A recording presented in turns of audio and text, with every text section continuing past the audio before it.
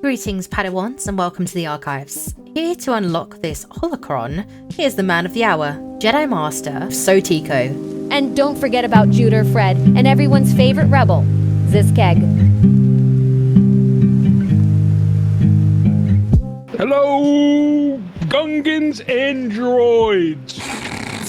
I am Johan Jute, joined by Keg, Fred, Tico, and this is the Archives Podcast, Episode 2.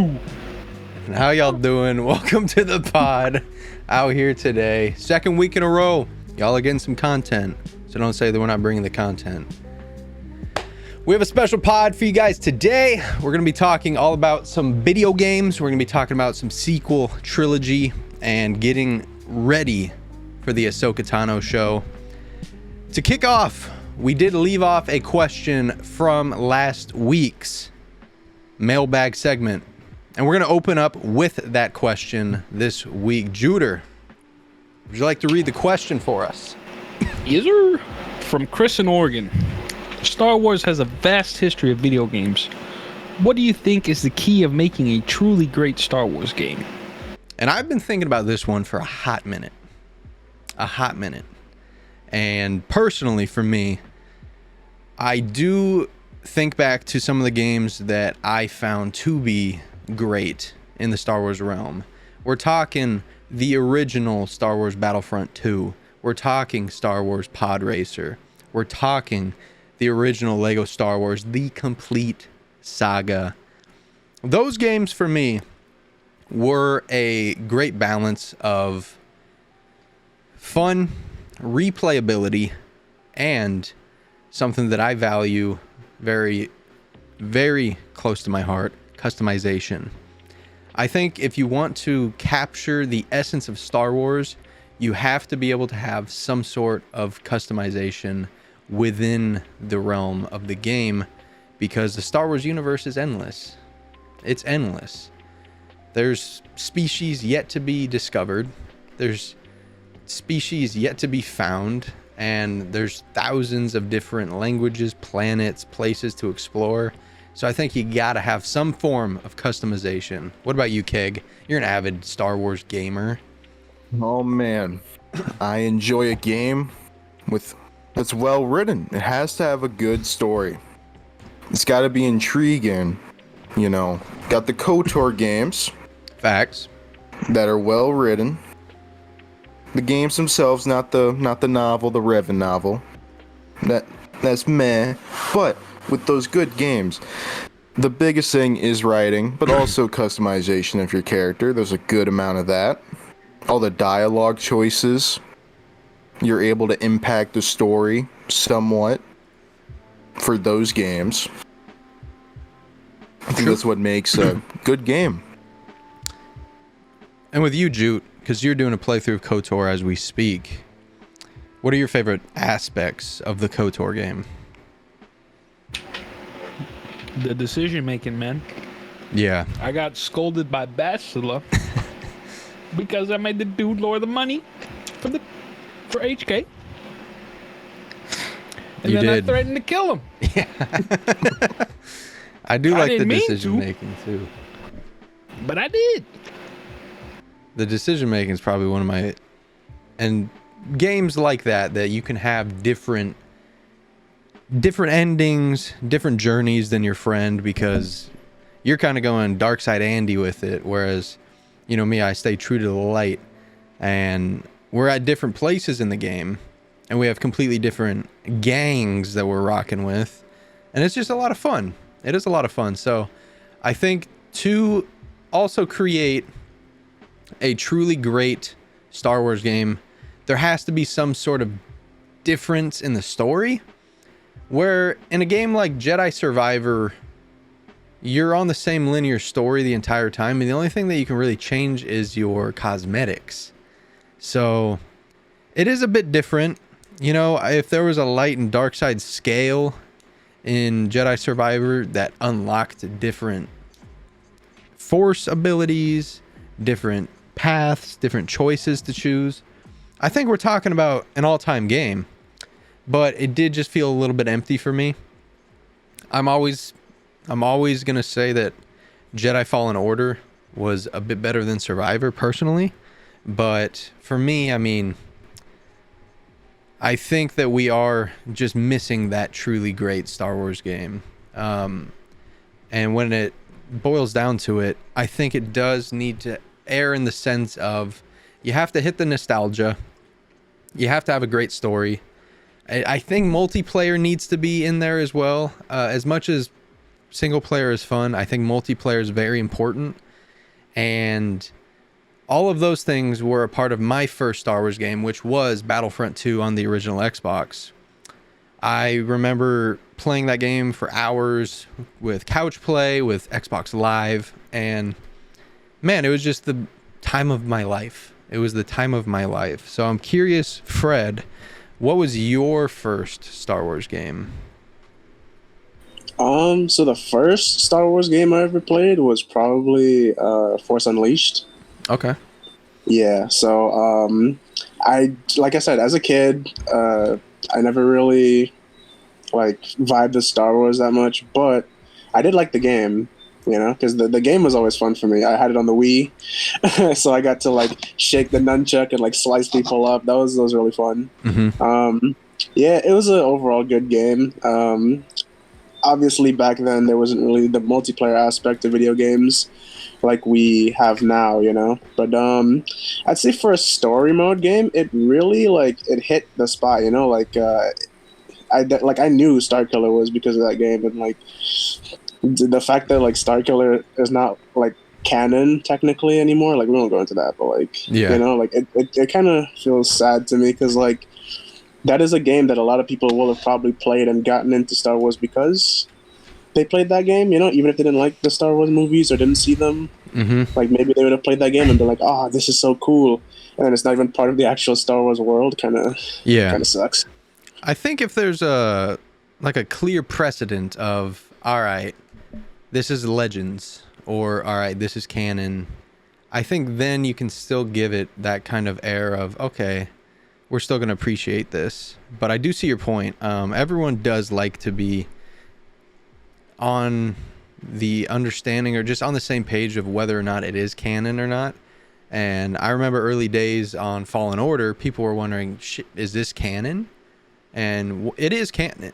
It is canon, but there were just a lot of things in it that people were like, wow, like this kid's doing this? This kid's got this kind of force power, man?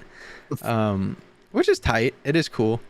And I definitely hear you with the Starkiller thing, because Will's T is awesome. It would be dope to kind of see him in a canon form in a film, or film, as my missus would say. And is Galaxy of Heroes like the most recent game that you've played? Yeah, for sure. Galaxy of Heroes is the most recent Star Wars game I've played. Okay. And to be honest, like, you guys know, it got me like into Star Wars. You know, like, Yeah. I played the game and I saw these characters. I was like, yo, this is actually really cool. Like, this Anakin, he's cool. Ahsoka, all those characters. I saw like the Journey Guide. I saw like Jedi Master Kenobi. It's like, oh man, these are some cool characters. Maybe I should give the movies a try. And I did, and I love it. Mm-hmm. For you, Keg, you're an avid gamer. You love to game. So I'm curious as to how you feel that video games are kind of in one realm away from the actual content that you get on the screen, in the way of like television shows, movies, and stuff. Do you think that video games have been more focused on in terms of the actual story depth than the television shows have recently? Well.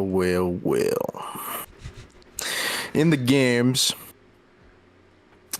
there's some good storytelling. You know, I did like what Survivor did with, you know, going back to some High Republic, which we don't see a lot of. Mm-hmm. And that's more of the oldest stuff in canon is the High Republic, right? Because it doesn't go that far back. Yeah. Currently. And then with the shows, There is a good. I don't know, man. Like the recent games. Because I really liked Battlefront 2's story as well, you know, because it just gave you a little bit of context of what happened with the Empire post Death Now Star 2. that's a part of it. Yeah. You, like to be able to kind of be in that like event of whatever the game's trying to tell. That's a big part of it that Huge. makes those games enjoyable. Huge part of it. Is actually be there and actually take part in it that makes them really fun. And the thing that I really loved about Battlefront 2's story, not only were you like in control of a Empire squad with Inferno Squad, you also got to literally be Prime Luke Skywalker, which was sick. And I think that giving us that extra bit of context, extra bit of storytelling, in my opinion, the video games have just blown the TV shows out of the water. There's obviously shows that I will endlessly love based on nostalgic reasons more so than actual writing reasons. Obi-Wan Kenobi I adored because it was Obi-Wan frickin' Kenobi. But you're not sitting there telling me that I can either watch Iden Versio become a rebel, or I can watch Reva on my screen growling for 30 minutes. I'm sorry. I'm gonna pick Iden Versio 10 times out of 10.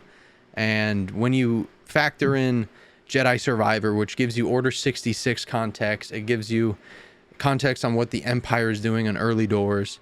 It shows you what it takes to become a Jedi and the patience and the focus and fortitude that you need. And it builds upon the context of characters from the past of like Clone Wars with the Night Sisters, and you learn about Marin, and you learn about smuggling, and you learn about ships and droids and the High Republic. It gives you notes of the Old Republic and the Galactic Republic and the CIS, and it's like, show me a show that's doing this. Show me a show that's giving you all this knowledge, all this context. Granted, I mean, shows are hyper-focused, usually on one story at a time, but video games, it's not like video games aren't far off from that. It's just giving you a bit more control over when and how you learn it, and I think it is an easier way to intake the information. But all that being said, Jedi Survivor was still bloody mid for a Star Wars video game, just because it could be so much better. And that being said also, it is nice to see a video game have such a grandioso effect on canon and learn new things about it. Would you rather, though, that games do give that structure towards canon, or would you rather have games come out that are Legends based? As a Legends guy yourself. Oh man, there's just so much Legends content that I want to see playable. Yeah. You know, like if it can intertwine with canon, you know, if you care that much about the canon Legends, then yeah, that'd be pretty cool for you. But in Legends, there's just, that's the great part of it, is there's so many stories that, you know, we can see in a video game. Juder, I'm curious how you feel in this debate that I kind of want to get going. You have the maybe two most popular characters created since the Disney acquisition of Star Wars. You've got Cal Kestis and you have Din Djarin. Who do you think, after 3 seasons of Mando and 2 video games, who do you think has had the most character development? I'm gonna say Cal Kestis, man. Like, we saw his master die. We saw Seer get thrown into a pit. I presumed she was dead after that. Mans got chased down by Darth Vader. Barely got out alive. Went into hiding. And then Ooh, I gotta get my friends back. Yeah. Well, it's Din Djarin. What's he done? Hung out with Lizzo and Jack Black? Come on. What's he doing now? He's got a fucking beach house. Yep. Kicking his He's feet up. retired. It's nothing for me, man. I love Din, but they're fucking him. Yeah. And you see so much of like scarred Cal. You see him go through these changes. You see him go through the absolute shits of having to recluse himself from the Force and then having to open himself back up, learn all this stuff, combat the Empire, meet new people, create new relationships, and develop these relationships. And we do see it like, man, I think Cal over the course of 2 video games and a really bad book, like the book was really bad, I'm gonna be honest. Cal, he changed. He went from this quiet kid that was just minding his own business to this cocky, brash, just out there Jedi Knight who was all focused upon reigniting the Jedi Order and protecting his friends, which I really liked. He kind of reminds me of Luke in that sense. Din Djarin, on the other hand, man, he goes from just this bounty hunter, this schlag who all of a sudden has a heart. He cares for Grogu. He wants to bring Grogu back to his kind, and then all of a sudden he wants Grogu back. So if anything, he just kind of we really revert back to where we were in Square One in Season 1, because we are really no further now than we were in like Episode 3 of Season 1. So it does bother me a bit, and I personally haven't seen that much character development in Din Djarin. So I too would have to say Cal Kestis. What about you, Fred? Yeah, for me, it's got to be Cal, right? Like, obviously, I haven't played the games, but I've seen enough of the game to know that, like, the devs put a lot of work into the game. They tried to keep Cal, like, lore accurate as much as possible. Whereas Din Djarin, all we got is your cult fractured our people. So, like, where's the character development, man? It's been 3 seasons. We haven't seen anything to let us know, like, oh, what is Din Djarin all about? You know, like, we've seen little snippets here and there, but like we still don't know who Din Djarin is. You know, like they definitely need to. And then with the whole like him might not even like be the main character anymore. Just the Mandalorian's in a mess right now, bro. It's in a mess. Yeah, I agree. And I think I already know your answer, Keg. You're a huge Din Djarin guy, so I get it, bro. But Okay. You gotta settle down, but I want to add one thing. It's like I like how you get into Survivor and your first big fight is with that big brute of a woman. And how Cal handles her. Yeah, it shows you how different he is from the first game. yeah, except if I'm on the sticks, because Jesus Christ, it took me 40 tries and lowering the difficulty to beat that goddamn brute. $5. Yeah, I had to pay Jew $5 for that one. You still gotta pay me the $5. Hey, so motherfucker. anyways, something that I wanted to talk to you folks about is if you were in charge, if you were the head of a product team, you sat down with a game studio of your choice, doesn't really matter who's in charge, but you are the executive of a team that needs to pitch a Star Wars game that needs to be the #1 game in the world. What game are you pitching? And I've given you guys about 4 or 5 days to prepare for this one, so I want to hear some good answers. And I think we're going to start with Zizkeg. All right. Got 2 ideas. First one I'm going to tell you is more laid back, nice chill game. You could probably spend a couple hours on it every day. Probably know about Car Mechanic Simulator. You know, work on cars, sell them, buy them, refurbish them, and sell them for great hundreds of money. Now, You put that into Star Wars. You work on some star fighters, you know, and see the components of an actual Star Wars ship. You That'd get be to cool. see that and be able to work on them, and maybe, you know, go into the interior, upgrade it, whatever, you know, refurbish that shit, and get a whole bunch of credits. That'd be pretty cool. Now, my second game, ever played Sea of Thieves or seen it?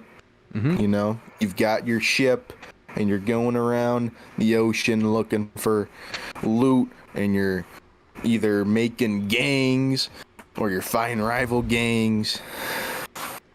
Now imagine that in Star Wars. You got either a limited part of the galaxy, you know, and you got a couple of planets where you and your buddies can go around in a ship, if it be like a cargo ship or if it's like a Star Destroyer-esque ship, and be able to just go planet, see if you can get loot, and then you can either have on-ground battles or in midair where you're firing cannons at each other, and then you can deploy a smaller ship and infiltrate the other one.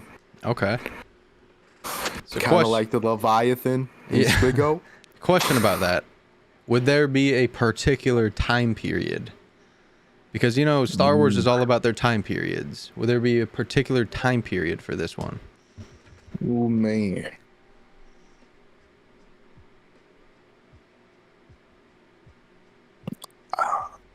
I don't know if it would really matter, because what I'm thinking is like, there's no Jedi, no lightsabers, no Sith in this. You know, it's pure smugglers and all that. So you really don't care about the timeline because it won't play into a factor in the story or the gameplay at all. See, for me, I'm thinking, and shoot me down if, you know, you don't want any collaboration on this. I'm thinking how dope it would be if it was like in the early doors of the Empire, where you've got Grand Moff Tarkin rocking around, you've got Grand Admiral Thrawn rocking around, you've got Admiral Piet, even though he wasn't an admiral at the time. You've got Vader's ship rocking around, and this is like the authority of said. And say you're out there scouring for loot, stealing stuff from Empire bases, and then just out of nowhere, Star Destroyer shows up, comes out of hyperspeed, and you either gotta fight or flight. That'd be cool. Because is there... I've never played Sea of Thieves, so is there some sort of, like, policing agency going on? Or is it literally just... Nope. Okay. It's just other players, you know, you build your own games, I think. Okay. I haven't played. Krakens. Oh, there's Krakens? Yeah. Okay. Yeah. When Those shark. whales, we can have those whales come after you. Yeah. remember the first time we played JT, we got Kraken, bro. Yep. First time on the game, man. First time when we get Krakened off a rip. That'd be sick, though, if you're just playing and just at any moment the executor can show up. Bam! That'd be sick. And The then... organ done music for. hits. Yeah. That'd be really cool. Because you could either... I mean, you could start off with, like, a starship, right? Then you'd have to, like, join a clan, a gang, join the rebels, join a squadron, whatever. Join the Empire, even. Be one of the people hunting people down. Be a bounty hunter. I think that kind of game, especially, would be sick. That kind of game would be sick. What about you, Fred? Yeah, so funny you actually talk about bounty hunters, because that was one of the ideas I came up with. Like you play kind of like a chronicle story kind of game, kind of like Red Dead, you know. I'd love, especially if Rockstar worked on it, you know, like that would just That'd be be awesome. gas. That's like the dream. Yeah. Where you'd basically be like playing as bounty hunters, like different ones, but whether it's Boba Fett, Bosk, Zam Wessel, whoever you wanted to be that was available in the game, essentially Dengar, and you just play through a story mode, kind of just like see what they went through their lives, you know, and then you'd also have like side quests you can do to do your own like kind of bounty hunts, you know, stuff like that. And then there's another one that I actually came up with. So have you ever played F-13, Friday the 13th? Yeah. So I was thinking, what if you had like a Friday the 13th type game where you could have like Vader be like a killer, Palpatine be a killer, Snoke, different characters like that, Malgus, Oh, Malik. Grievous. Yeah, Grievous could be a killer. That'd be sick. And then you play, you play as Resistance characters, you play as Rebels. You're not playing as Jedi because they're too overpowered to play. Like maybe we could add some Jedi skins, but they wouldn't have Jedi powers. Okay. But yeah, I think that kind of game would be interesting. Just having Darth Vader running around, like getting into like merciless massacre, just murdering people left, right, and center, like while they're trying to escape. Yeah, and you and some buddies just gotta open fire every time you see them. That'd be sick. Exactly. Yeah, for sure. That'd be really cool, especially if it's like in a confined space, or even if it's in just like a single world map. That'd be really cool. That'd be tight. Yeah, for sure. 100%. And if it was like objective based as well, like a capture the flag type beat, that'd be kind of cool. That'd be really cool. Yeah, so the F-13 game, you're basically trying to escape from the killer. So it'd be like that essentially. Okay. Like, you have to get like the shuttle to escape, or Yeah. get like that kind of vibe. That'd be sick. That'd be really sick. And it's kind of like a horror vibe too, because you're nervous as shit. Exactly. You could just be walking and just hear lightsabers out of nowhere, and then you're just done. You're donezo, and you're just some clone CT-8008, and you're like, "Uh-oh, brothers, we're in for a treat." That'd be tight. And would this be like a mobile game or a console game? I'd probably shoot for the console rather than mobile, just for better optimization, etc. Yeah, for sure. I came up with, and I've been thinking about this for a hot minute, and I have no idea why no one's approached this. But we know about open world games, but how many open universe games do we have, and how many like open galaxy games do we have? I think a game along the lines of Assassin's Creed Odyssey, where you can kind of choose what class that you want to do. Do you want to be a assassin? Do you want to be a hunter, which is a bow and arrow cat? Do you want to be a warrior, which has like swords and stuff? So I think for this, you could kind of just pick what kind of character you want to build. Do you want to build a Jedi? Do you want to build a bounty hunter? Do you want to build a scoundrel or a smuggler? Do you want to build a freaking moisture farmer, a Tusken Raider? And a open world, open universe MMORPG game, kind of like 5M with the role playing, kind of like GTA 5 Online, but in the sense of there's conflict, there's spaceships, there's starfighters, there's intergalactic wars going on, there's stories that you have to do, side quests, main missions, side missions, free play. I think all that would be sick. You mix in some microtransactions for cosmetics. Do I want to be like a purple Beskar Mandalorian? Do I want to have, Jedi Knight Revan's lightsaber? And some people would be like, oh, what about the Old Republic? I just think the Old Republic has terrible gameplay, and I'd love it if you had the combat system of like a Jedi Survivor, of a Battlefront 2, mixed with the sort of game that GTA 5 Online is, where there's just a vast map with so many different players on it, doing everyone's doing a different little task. I think that'd be sick. I think that'd be really sick. And I think it would make someone a lot of money at the end of the day, because I would have no issues making a Jedi character with cracked flying capabilities, buying Anakin's robes and stuff, buying a purple green lightsaber, whatever, and just having fun with it, I think that game would be tight, especially if you can put it on PC, put it on console, get some sort of mobile variation too, get cross-platform with it. That'd be tight. And I think games nowadays do need to be cross-platform, by the way, but that's a different discussion for a different podcast. What about you, Jute? Alright, so y'all boys, maybe last month, that game BattleBit I was playing, give me those 3 motherfuckers that made that game, and we're gonna make clones versus droids, 128 versus 128, PvP, no Jedis, just motherfuckers going at it. That'd be tight. That would be wild. Yeah. Yeah. Because I know we played that mod on Squad, the Galactic convention, but that kind of, it was a bit clunky. But I think if you did have a dedicated Star Wars variation of what you were playing, Christ, that'd be pretty cool. It'd be insane. Clones versus droids as well. That'd be sick. Peak. Yeah. That'd be really tight. But of any of those, man, I think I'd be most hyped to play Fred's Bounty Hunter Chronicle game, because having different stories for all those damn bounty hunters, that'd be pretty tight. Yeah, That'd be man. pretty Imagine tight. running through this Dengar, and you're just like Yeah.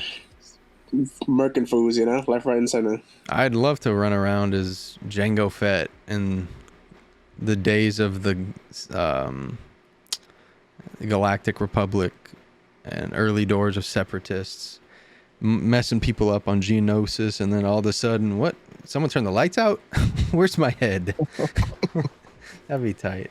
But we'll transition with that and talk about the huge news of the Mandoverse and Mando. We've already talked about him a bunch, but if you guys didn't hear, there's a fat rumor and a big news week that Season 4 of Mando is getting canceled. It's getting canceled for the hopes of a movie to be the final storyteller with it. And it's going to sum up the entirety of the Mandoverse, which concurrently is The Mandalorian, the Book of Boba Fett, and the Ahsoka show. How do y'all feel about that? Because personally, I'm kind of gassed. I didn't enjoy Season 3 of Mando. Felt like it didn't really accomplish anything, and if Mando Season 3 did anything, it created a probable new fleet for Galaxy of Heroes with the Mandalorians. That's about it. Gimme. Yeah. Does that upset you, Keg, that we're not getting a Season 4? Well, I've only watched 2 seasons of that show, so I don't care for a 4th, but a movie to sum up all 3 shows. I think that would be a nice watch. It would be, and man, like I can confidently say we're all pretty hyped for Ahsoka, for one man in particular, and that's Grand Admiral Mithranru Rudu, So I'm pretty hyped. And a movie where he's the main villain and all these 3 goobers are teaming up to either put him down or put him to rest. I think that'd be sick. How do you feel about that, Fred? We're losing content, but in essence, we're still gaining content. Yeah, I mean, like you said, the Mandalorian series has been kind of dry for a little bit now.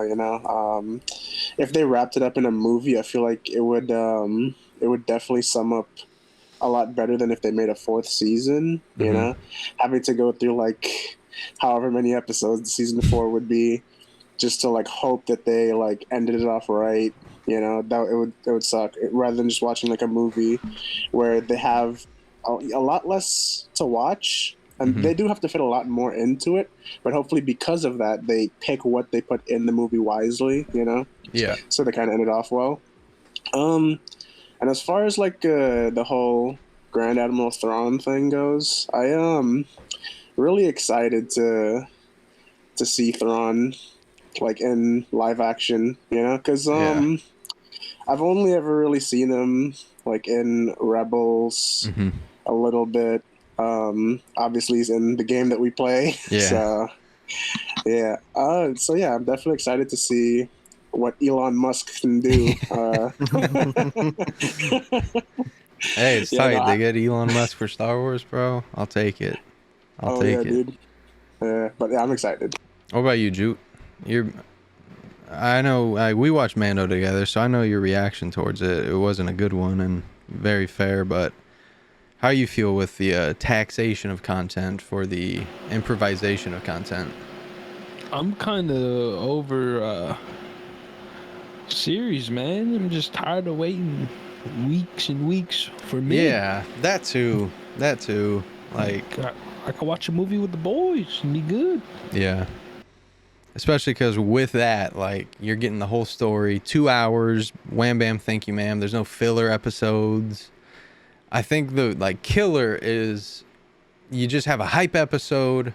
You have to wait a whole week. You're gassing it up to your homies. Like, oh, yeah, it's supposed to be fire. You watch it, and you're just like, I'm going to bed. What the hell was that? I waited up till midnight for that? We waited up for midnight to watch Mando twerk for Jack Black and Lizzo for an hour and a half. That was the longest episode of the entire season. And we had to sit through that just to see some refurbished B2 super battle droids. Get beat up.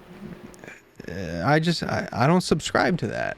And I don't know. I'm much more subscribed to this movie coming out, for sure. The only issue that I have with the movie is how much of the Star Wars that we know is going to be influenced in it. Are we going to see Luke, Han, Leia? Because we've already seen Luke in Mandalorian. Would you want to see those people actually show up in the movie, or should it solely be about these 4 cats that we've had shows with? What do you think, Keg? Oh man, I gotta tell you, they gotta stop dragging that old horse, Mr. Luke Skywalker. Yeah. He's all out of juice. He's begging for a break. Master. Yeah, he's in what? Mando, Book of Boba Fett. For that reason alone, I think he might pop up. Because he's in Book of Boba Fett. Because I gotta protect the child like he was one of my own. And as much as you love to see Luke Skywalker, at the same time, he still needs to remain special. You know, it's like The Undertaker at the end of his career. You didn't want to bring him out on like Monday Night Raw in the middle of like July for no reason. You want to bring him around WrestleMania. And for Luke, I mean, I think if Luke came in and like saved the day in the movie, that'd be tight. But at the same time, what does that say about these characters that you've been bigging up through 3 seasons of Mando, a season of Ahsoka, a season of Book of Boba Fett, all of Rebels, all of Clone Wars? Like, what does that say about these characters if they need to get saved by the most powerful dog in the galaxy? You know? I feel like it kind of taxes them, and it kind of desaturates their value. And it would probably be a big blow, especially for a lot of Ahsoka fans, a lot of Mando fans, which, I mean, good God, if you're a Mando fan, have a word. Have a word, especially after those. Season 3 really, Season 3 really got to me. I was expecting big things, especially after Season 2. But when they brought back Grogu and Book of Boba Fett, I was like, what are we doing? What's going on here? But I think with Ahsoka, it's got to set up something dope for that movie for sure. And of course, after Ahsoka, I'm sure we'll look back on this pod and we'll be like, what the heck were we talking about? What the heck do we know? But I'm just hyped for it, man. I'm really hyped for it. I got to be honest. Whether Luke, Han, Leia are in it or not, I think that they should be alluded to, but I don't think that they should feature. Like, if Ahsoka wants to ring one of them on a fidget spinner, that'd be tight. But I'm not really trying to see it. If I'm trying to see anybody in that, let Han Solo come in with, like, the Millennium Falcon. Because we haven't seen Han, really, in any of these shows. We thought we were going to see Han and Mando, but... Wait for the Childish Gambino show. Yeah. That's true. Man, even with that show, you hope that you see any of them, you know? But I feel like that's going to be more of a Lando origin story than anything. But I don't know how, like, Fred, if you saw the Millennium Falcon swoop in and save the day, how would that make you feel? Honestly, yeah, I'd be pissed. Because it's like, this man's already got his own movie. He's been bigged up in a whole trilogy as a hero. He got he got the medal and Chewie didn't, you know, so I'm already pretty upset about that. No love for my boy Chewie. But I think I would just like to see a little bit of something new. And yeah. Would you rather see the original trilogy 3 get featured, or hear about the sequels and have some sequel tie-in stuff? Because we're about at that time where you can start like dropping hints about the sequel stuff. I would be down with the sequel stuff being tied in, you know? I'm not, like, kind of beating a dead horse with the OG3 coming along. It's One of them's passed away, and then the other two are getting up there as well. Yeah. And I'm kind of tired of seeing the deep fake route we're going down. It's a little annoying. Yeah. It would be nice to just start fleshing out the sequels as well, because right now they're kind of finite, you know what I'm saying, Keg? They're kind of like, it's kind of a small dish on a plate. Good. But I think if we get some more flavors in there, if we get some more people showing up, if we show a little bit of the First Order uprising, I think that would be pretty cool. I'd love just a Stormtrooper show, by the way. Just show me a First Order Stormtrooper. Show me a Phasma show. I think that'd be tight. But I think they need to start tying stuff in with the sequels, because they really do come out of nowhere. And we really don't know a whole lot that happens between 6 and 7. If you could pick one aspect, Keg, something from the sequels to tie in this movie, what would it be?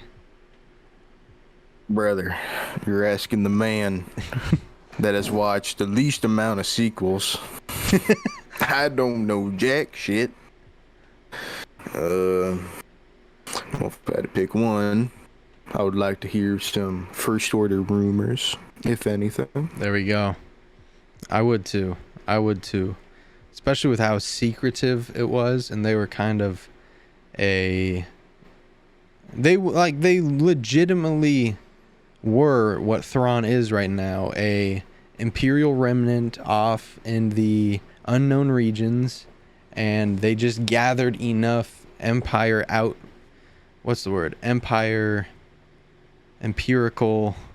outcasts to put together this group and form the First Order. And it'd be really, really tight to see. Just sprinkle it in there. Show Hux as a teenager, you know? Show Snoke just in the background of like a rebellion meeting or something. Show Snoke on the HoloLens with Thrawn. I think that'd be cool. But more importantly, I do think that they need to stay true to the characters and build up Thrawn, Ahsoka, and do justice to Boba Fett, because he needs a good send-off. And if I could have one thing happen, let Boba Fett die in this movie, just as a good send-off, you know? Just as a good send-off. I think he needs to be Boba Fett one more time. He needs to be that guy one more time. And I just didn't see it in his show. So if Boba Fett can be Boba Fett, turn on Mando, align back with the Empire like he did, that'd be pretty cool. I would like to see that. And as far as like, as far as Luke goes, I'm just built upon the sense of you gotta keep him special. You can't just stretch him out like that and just show him off every chance that you get. Because at that point, it's like you're just making us worship him, you know? And I don't want to worship a character. I want to see a character that I love and have fun with that. Speaking of a character that I love, we're going to dive into our theories segment, and we're going to hop back into talking about the Chosen One prophecy. But in this sense, we are going to discuss if the Chosen One prophecy aligns with one Rey Skywalker. And personally, after I watched The Force Awakens in theaters for the first time, I was thinking to myself, bro, is Rey the Chosen One? Is Rey the Chosen One? And for me, her story kind of aligns with it. Because at the end of the trilogy, she destroys Palpatine for the last time, and she really does bring balance to the Force. I know that you guys are probably hard set on Anakin or Luke, but I mean, what do you think? Well, for me, I still think it's Anakin, honestly, because if you just look at everything that he went through, right? Obviously, how do you become that guy? You know, like, he is the Jedi of Jedi, right? Yeah. You have to transcend the Jedi's way of thinking, is, in my opinion, of how you do that. And he was that, right? He didn't just bury his emotions, never only thought with his head, right? He thought with his emotions as well. And he fell in love, you know, he was gonna start a family. That ended very poorly. But yeah, you know, I think he definitely ascended to a new like level of thinking compared to a lot of other Jedi.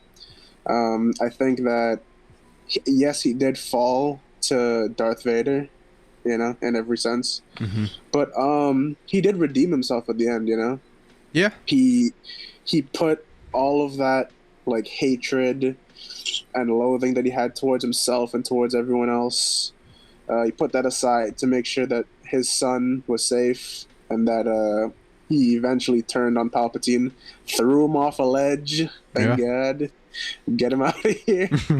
You know, so I do think that he is the Chosen One. And to back up your statement, I guess Rey is technically also kind of the Chosen One, because she is all the Jedi, right? Yeah. Anakin is one of the Jedi, so by proxy, she is the Chosen One. Yeah. Yeah. And just think, like, we know that she's the character of the sequels. We know that. And for that reason, people, from critics to fans, they've all had the age-old discussions of why she's so bad, why her character sucks, this, that, the other. She doesn't really have a character arc.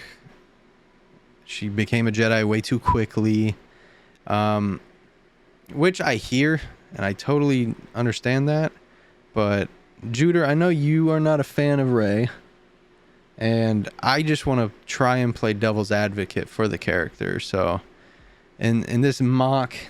Let's make this a mock trial where, since this keg has probably the least Rey knowledge, why don't you try and attack Rey, and I'll do my best to defend her.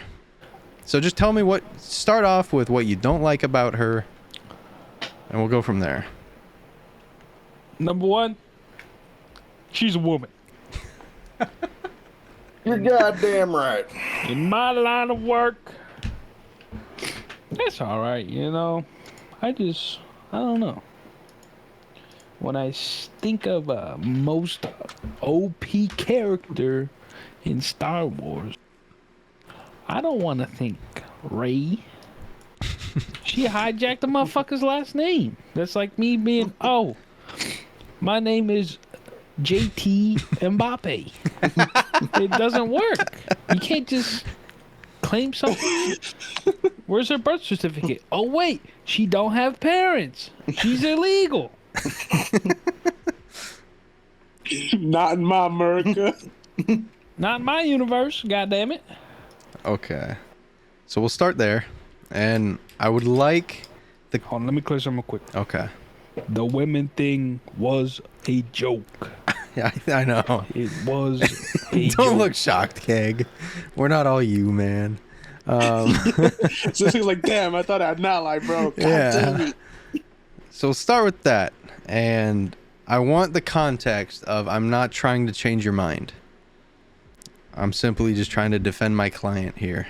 So You will not change my mind. and I like that. I'm not trying to either. Rey, in a sense, is the most powerful Jedi in canon at the moment. Fanboys will get up in arms about, it should be Anakin, it should be Luke. You might even have a fanboy say, oh, it should be Yoda. Unfortunately, it's Rey. Not unfortunately, but it is Rey. And the thing with her last name is she embodies what it meant to be a Skywalker. And I do get that. And when you see the sequels as they come, who are her masters as Jedi? It's Luke and then it's Leia. And at the tail end, they're giving the last name to her. They're, in essence, adopting her into the family. And while that's a controversial thing, I think it is important to have someone that does embody the Skywalker name, especially because no matter what happened with Ben, whether he died or whether he lived, I think that Rey was going to take Ben's hand. Ben was going to change his name to Skywalker anyways. He had it ready to go in his mind that he wants to be Ben Skywalker. And for that, it's not only honoring Luke, it's not only honoring Leia, but it's honoring Ben, it's honoring Anakin, it's honoring the Skywalker legacy, which in it of itself is bigger than what the Force meant at the time, what the Jedi meant at the time, because it was really the Skywalkers who destroyed the Jedi, but also resurrected the Jedi. And I just think it's important for a Skywalker to be around at the same time, because that means that obviously by blood it's done and dusted, but the name will still live on. You feel me? But then I totally understand when people will say the Skywalker, it's time for the Skywalker saga to end. I get it when people say that. And I do understand that. So what do you think, Keg? Yeah. Well, the only time I've had discourse on the Chosen One prophecy was when it's not including Rey, it's including Revan, and that's a completely different argument. Yeah. And then you can compare Anakin and Revan's story, and the biggest thing is who's able to make, a choice on their own. Mm-hmm. Revan he chose to do what he did. Yeah. Except when he was manipulated by the Emperor, but whatever. But Anakin, overall, he had very little choice in becoming a Jedi. His story, you look through it, and you can see the prophecy. It's like, oh yeah, he's destined. No matter what, in some way, he's gonna do it. That's what I've heard people say is the free will stuff. Mm-hmm. Here's the thing with him never having a choice, though. As a kid, he was having dreams of becoming a Jedi. Like, the Force was talking to him. The Force was telling him, you're gonna be a Jedi. You're gonna be a great Jedi who's going to go on to become all powerful in the Force, and you're going to come back, you're going to free slaves just like you. And whether that was a, Force vision, because Anakin could see the future, but I think his future was just meddled with too much that timeline was eventually usurped and twisted and convoluted, and obviously we see what happens with him. But I do hear you with the Revan comp as well. As a guy who knows a little bit about Revan, a lot about Anakin, I do understand what you're saying with the Revan Chosen One prophecy. I think both of them never really had a fair shot given to them. I think they both had opportunities that were floundered because of how they were either treated, how they were gone about things. Like, in KOTOR, you're being lied to for 50% of the story, And Anakin and his upbringing at the Jedi Temple, he was being held back. Like, imagine having the skills, the knowledge of a PhD medical student, but you are being forced to be in the 5th grade. Like, obviously that would build up some really, really bad feelings of impatience, and I totally understand the comparison.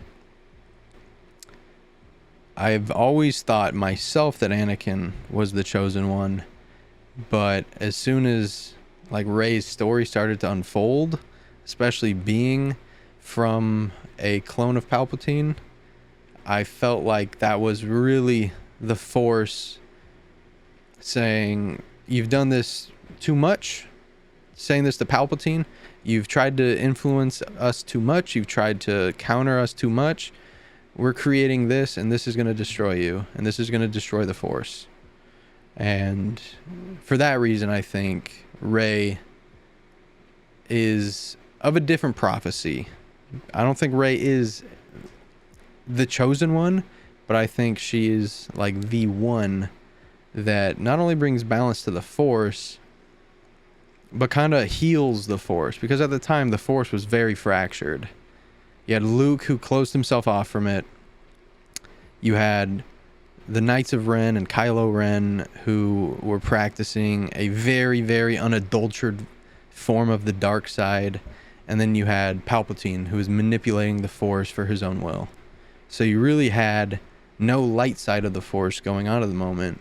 And I think that also brings into account why Rey was able to be so all-powerful so quickly, because the light side of the Force was just building and building and building all of this potential energy. And as soon as it had an outlet via Rey, all that potential energy became kinetic energy, which then just boosted her abilities, boosted her learning cycles, and allowed her to naturally gain these abilities so quickly.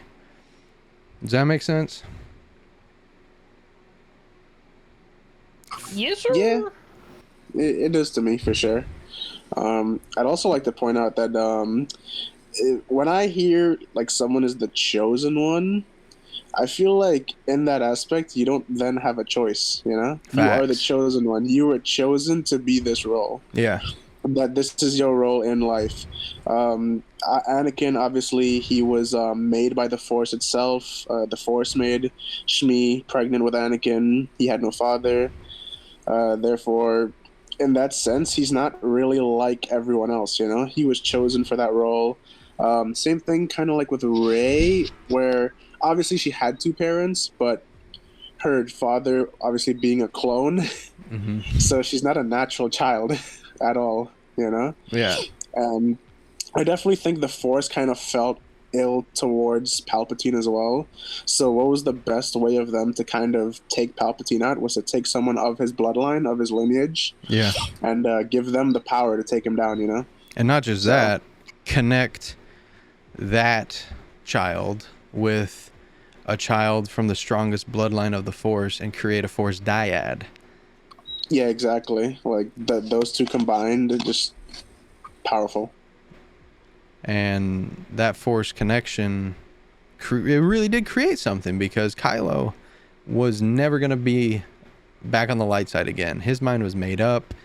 He wanted to, but it's kind of like when you put someone into isolation lockdown, they're going to start believing what they want to believe, right?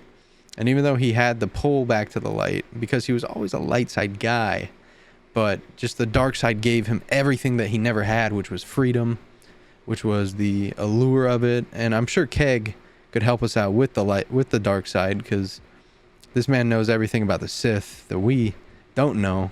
So, like, what are the things that are often offered by the dark side?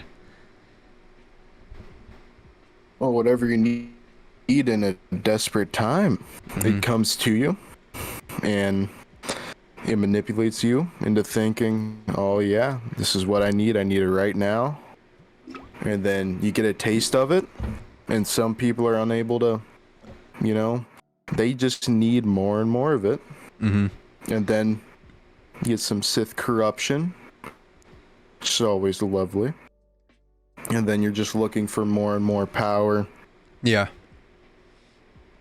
It's kind of like any way to get it. Yeah, it's like it's addictive, right? Coming from the man with Sith whisperings in his ears nonstop, I feel like that's pretty accurate. Yeah. Which is so weird, man. That's so weird. This man shared his screen earlier with the Revan teachings, and I'm like, bro, you need to get yourself some therapy. Committed. He is committed. And the dark side is this, like, I think it just is extremely raw as well, because it's not pretending to be anything that it's not.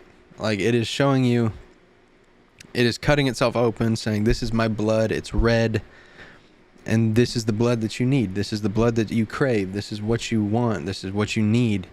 And oftentimes it does take a lot to reject and go away from the dark side, because we've seen countless Jedi fall to it, countless people fall to it. But it was really nice to see Rey, who had every reason, every intention to go to the dark side, stay on the light as well. Anakin couldn't do it. Luke could do it. Rey could do it, but Anakin couldn't do it. And I do feel like Anakin redeeming himself at the end, and his last day of life, I think that truly does make him the chosen one. Because it came full circle, and the story was written, the story was told. It just took a little bit of variance to get there, you know what I mean? Yeah, for sure. It was really nice to see Anakin do it and not Vader. And in that sense, I think it's really cool. What about you, Fred? Least favorite character?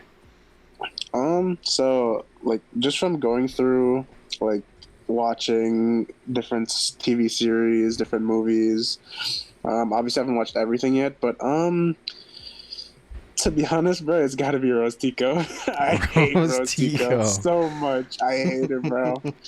I hate her, man. She's terrible. She serves no purpose. Yeah. She has no value, and the only time she could have offered value, she screwed it, like, she had one job and she didn't do it, and yeah. So yeah, definitely AlsoTeeko. She's like a 0 to 10 character wise for me. She just came out of nowhere. It's like, who are you to, like, like, it's rough. I think it was written in the stars for Finn to give himself up to save his friends, but she came out of nowhere, man. And the funny thing is, like, she had such a prominent role in episode 8. She had so much screen time. In episode 9, you see her for like all of 10 seconds. So yeah, for real. And I actually have some more opinions about it, but I'll probably like save that for later, So Juder, least favorite character, is that gonna be Rey, or has your opinion changed? In what? In Star All Wars. time? All time. All-time worst character? Not worst, but just your least favorite. The character that you look at and you're like, damn. Leia. Leia? Yeah. Why is that?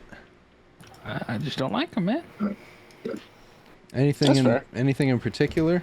When she did that stupid ass in space.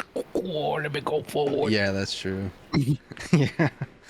To be fair, that's more of like a writing issue. If they had showed why she Nah, was able but to do that, even with you know? that, bro, you got to think of it in universe. Like she did it. She did it. Yeah, I guess, like. But like, if people had known like Leia was like that, like, come on, If man, she like showed show the Jedi training. any like anything, To be fair, that I was a would've pretty been good. cracked way to kind of reveal it. Like, yo, I got this shit. Check this shit out. Boom.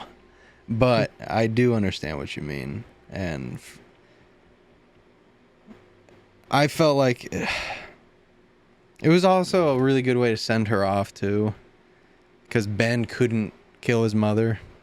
But Special Forces TIE fighter pilot comes out of nowhere. Blows her up. And I felt like it was a... runs her over. Yeah, and even that, bro.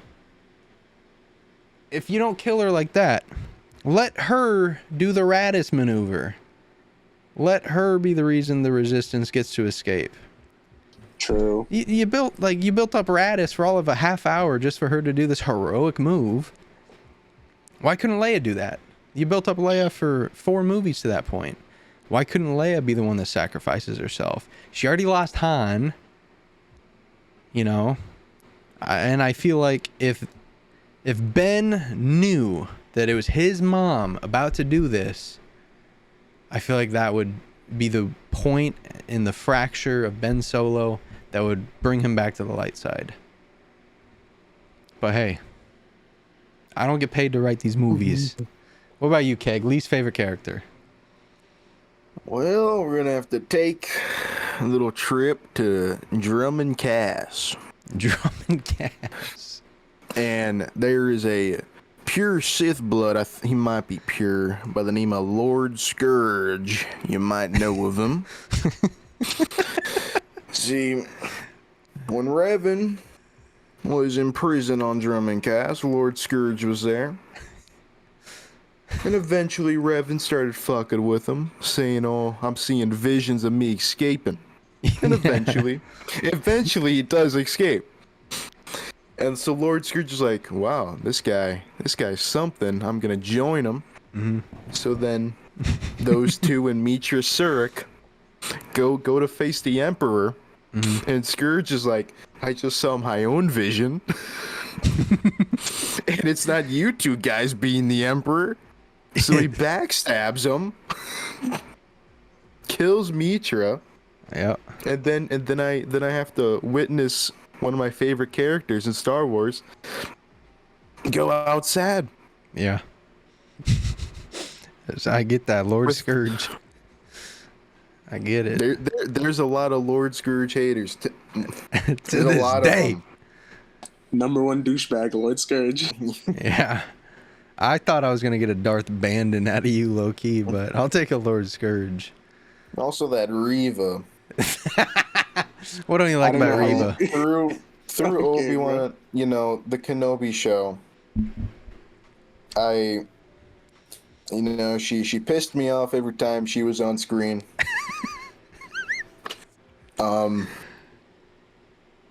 Was she a necessary character? No. No. But But hey, what didn't you like about her? not necessary, but also, I just didn't know they were allowed in the Jedi Temple. You mean If you know what I'm saying. If you know what I thought they gave one pass to Windu. Just because they're influenced. That's all I gotta say about Reeve. Just because they're influenced by the dark side. I mean, Windu was able to kind of In harness their blood. it. He was able to. No. Let me tell you what. He never harnessed the dark side. What Vapad is he takes his opponent's dark side energy, power, whatever. He lets it flow through him. He doesn't use it all, and he directs it back at them and uses it against them. He does not use it himself. Yeah, and I do feel like Reva was always prone to the dark side. Because there's nothing naturally light side about her, just how she went about her business. She was always quick to act. She was always acting selfish. I do understand what you're saying. Like, why did the Jedi let in this person who emitted so much potential for the dark side? And I get that. Especially when they didn't want Anakin, you know? They're like, yeah, no, we don't want Anakin. He's too old and he's been influenced too much, you know? He has darkness in him. It's like, oh yeah, but Reva doesn't, right? Yeah, okay, dude. So I get what you mean. Yeah. And don't even get me started. And we can talk about my least favorite character too, at the Jedi Temple. He died when he was older than dirt. His name is Yoda. He's my least favorite character. Not only because he was literally in charge of the Jedi at the time of their demise, not only because he had 800 years to see through the Sith, not only because he got absolutely done over by a senator from Naboo, not only because he was an absolute dickhead to Anakin, not only because he was a hypocrite in how he taught, but also because he rested on his laurels and he allowed everything to happen, knowing that it was going to happen, knowing how it was going to turn out, because he felt like it was the right thing to do. And I just despise Yoda. I hate Yoda. My least favorite character by a mile. No one comes close to Yoda. And everyone loves him. And I'm like, why do you love this guy who literally was responsible for the downfall of his own Jedi Order? This man is the Grand Master Jedi. Cream of the crop, top of the top. And he let things fall. And I think he's to blame for everything. Holistically. Because I'm not giving Palpatine any kind of fucking credit. It wasn't even his plan. Shout out my boy Tenebrous. Shout out my boy Plagueis. It was their plan. Palpatine did diddly squat. The only reason Palpatine was there because he was human. Because he was a pretty face for the Senate. Man. Yeah. Hashtag fuck Yoda. Well, that takes us into our Galactic Dispatches, our mailbag segment, and we got a very, very fun week of questions asked by our audience. And we're going to kick it off with Zis Keg starting us off. Oh man, we got Laura in Washington. Just my favorite question here has to be, Star Wars is a wealth of powerful female characters. Who's your favorite, and how do you think the franchise can continue to empower and represent women on the big screen? You want to start us off with that one, Keg? More women like my old lovely lady Kreia. A well-written character. That's what I want to see. And check this out. This was my answer for this one too. Fred, I'm gonna let you go first, just in case I steal it. I don't think you will, to be honest. This one's kind of a sleeper. I picked the Armorer. Okay. I love the fact that like she's so like boss attitude like about herself, and she's not like annoying or like cringy. You know, she's a really strong female character. She's the leader of the Mandalorians. Like, how could you not like Armorer? You know, yeah. Made the Beskar armor. Like, come on, she's killing it, bro. What about really you, Juder? Let me reread the question. Oh, my favorite, brother? You already know. Rey Skywalker. Rey Skywalker. Bluebies? Had the best death scene in that whole franchise. Facts. Getting gunned down behind a bush. Yep. Man, 10 out of 10. I love watching that movie just for that part. See, And I got one more thing to add. okay. To continue empowering and representing these women on screen, they gotta start bringing more in. Facts. Where the fuck is Aiden Versio at, huh? Yep. Where's Mara Yeah. Jade? Facts. Where's Real. Bastila Jean? And that was my answer for Real. this one, man. That's my favorite. Damn it, give me fucking big smelling mission vow on the screen. Whoa. Don't talk about my girl like that. She's 14. Big smelly. Of course, we would age her up for the big screen. Oh, good. I'd hope so. But yeah, my favorite is Bastila. I think having a character that powerful, that cool, is The brat. I just think it's dope to see a character that can fall to the dark side, admit their mistakes, and jump back, you know? And to continue empowering and representing women on screen, I think you just got to keep going with the current course because, like Fred said, the Grand Master of the Jedi, currently, where we're at in canon, is a woman. The leader of the Mandalorians on both sides, you have Bo-Katan, you have the Armorer. The leader of the New Republic was Leia. The next in command was Radis. What show's coming out right now? Ahsoka. Who are the main characters in that? Ahsoka, Hera, Sabine, and there's a female counterpart. There's 2 female counterparts. So I'm really excited for it. And who's one of the like best characters to come out of the recent stories? You have Marin. So I think women are being very, very well represented and empowered. But for me, man, Bastila is my favorite. Are you kidding me? Especially when I was super young, bro, and you could have some fun with Bastila, whip that lightsaber around, have a good time. It was sick. But we got another question. This one's for Juder. David in Ohio. The Clone Wars and Rebel series expanded the Star Wars lore. Which story arc or episode from these animated shows resonated with you the most and why? You want to start us there, Fred? Yeah, I actually wanted a question like this for a while, because like when it comes to connecting with Star Wars, like as a newer Star Wars fan, there's not a whole lot that I have like sunk onto, but this for sure. Like, so specifically from the Rebel series, season 2, the last episode where Ahsoka confronts Vader for the first time as Darth Vader, that really like connected to me because like the way Ahsoka was kind of blaming herself for her master's downfall, how she couldn't believe that it was true, but now she's seen it with her own eyes. I kind of feel like that way sometimes, where like I kind of blame myself for the downfall of others, because there's stuff that I could have maybe done that I didn't do. Mm-hmm. And so that episode really connected with me because I felt like on an emotional level how Ahsoka actually felt there. Like this is someone that she saw as like an older brother, maybe even a father figure.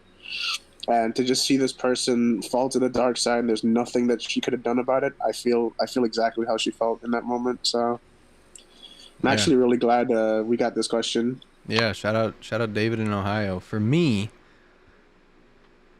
man, do you guys want to... Keg, are you talking about Clone Wars or Rebels? Rebels. Okay, Jude, are you talking Clone Wars or Rebels? I am also talking Rebels. Okay, so I'll talk about Clone Wars. For me, the arc that I most resonated with was when Obi-Wan was matched up again with his most deeply rooted rival, Maul, who came back and was just trying to be an absolute menace, mess up his entire life, murk his woman, hurt him in every single which way, and it really tested him. It really made him choose, like, do you want to turn to the dark side to save your woman? Do you want to turn to the dark side to free yourself? And no matter what, he stayed true to what he did. And for me, that resonated with me because I've had so many opportunities to take the easy way out, to take the easy road in life. And up to this point, I've stuck with me. I've stuck to my guns and what I know I'm capable of. And I really saw myself in that sense with Obi-Wan. And if I had to give another arc, it would be Anakin Skywalker very early on accepting his role as Ahsoka's as her master, because we are all put into situations in life that we're uncomfortable with. We're put into situations that we know are going to test us, but we feel like we might be better than, or we feel like maybe we're not capable of. But seeing Anakin accept his role as Ahsoka's master really resonated with me, because I've been put into countless situations in my life where maybe I felt too out of my element, but I've had to stick with it, and in those senses, I've made some really good memories. What about you, Keg? Well, it's another episode that has Maul and Kenobi. Okay. Probably figure which one. The twin The sons. end. Yep. The end of their rivalry. Beautiful episode. You get to see Obi-Wan go through the stances. Yeah. Eventually doing a little Qui-Gon. Maul hits him with the same move. Obi-Wan's like, not this time, brother. Slashes him. He will avenge us. You know, I just loved watching the it. chosen one. He is. Obi-Wan being like, yeah, even though you fucked me over countless times, I'm just still gonna hold you while you die. Yeah. That's the man I am. See, that's why I really mess with Obi-Wan. I think he's just a man's man, you know? In every sense of the way. What about you, Fred? Or Fred answered, I'm sorry. Judah. Yeah. Unreal. Unreal. When it was Kanan versus the Temple Guards. Oh, man. That was a good episode, too. That shit Oh, bro. was Yeah. cracked. Yeah. Kanan might be my favorite character out of Rebels, you know? And then also him sacrificing himself, man. Yeah, I can really resonate with Kanan because he reminds me a I'll lot do of that shit for Kenobi. y'all, no cap. You do that for us, I'll Judah? be for that, bro. Let's start plummeting at our planet. Y'all want me. Alright? For the keg? You'll do it for keg? I'll do it for all y'all motherfuckers in here. Oh, you dumb. I just don't want to be here no more. Oh, man. I want Iguodala. Keg would stab you in the back in a heartbeat, bro. Man, I would Like make his the Death idol. Star fire faster. Can't go and Shabazz Muhammad. It don't gotta be full power. Just shoot. Fuck it, somebody out there. Next question we got from Emily in Texas. Shout out Emily in Texas. The Star Wars saga includes numerous morally ambiguous characters.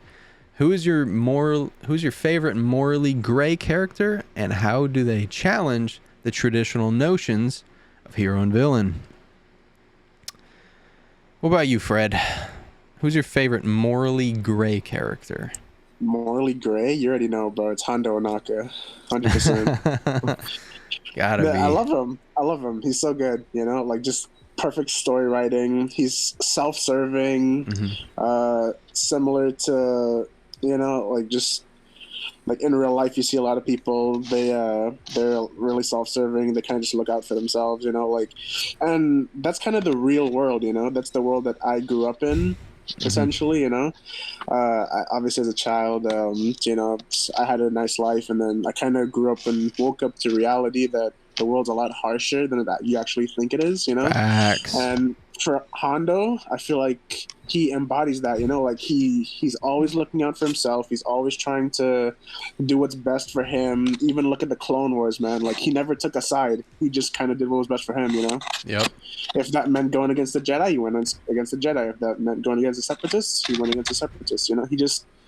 He looked out for himself, and as well as, to some degree, the men that were with him, but obviously at the end of the day, if it comes down to him or those men, you already know he's picking himself. So Yeah. I respect him for that. I respect him deeply for that. You know, like in that kind of world, you have to look out for yourself Yeah. to at least some degree. So Facts.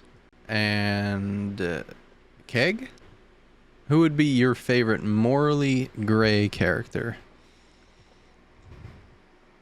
Well,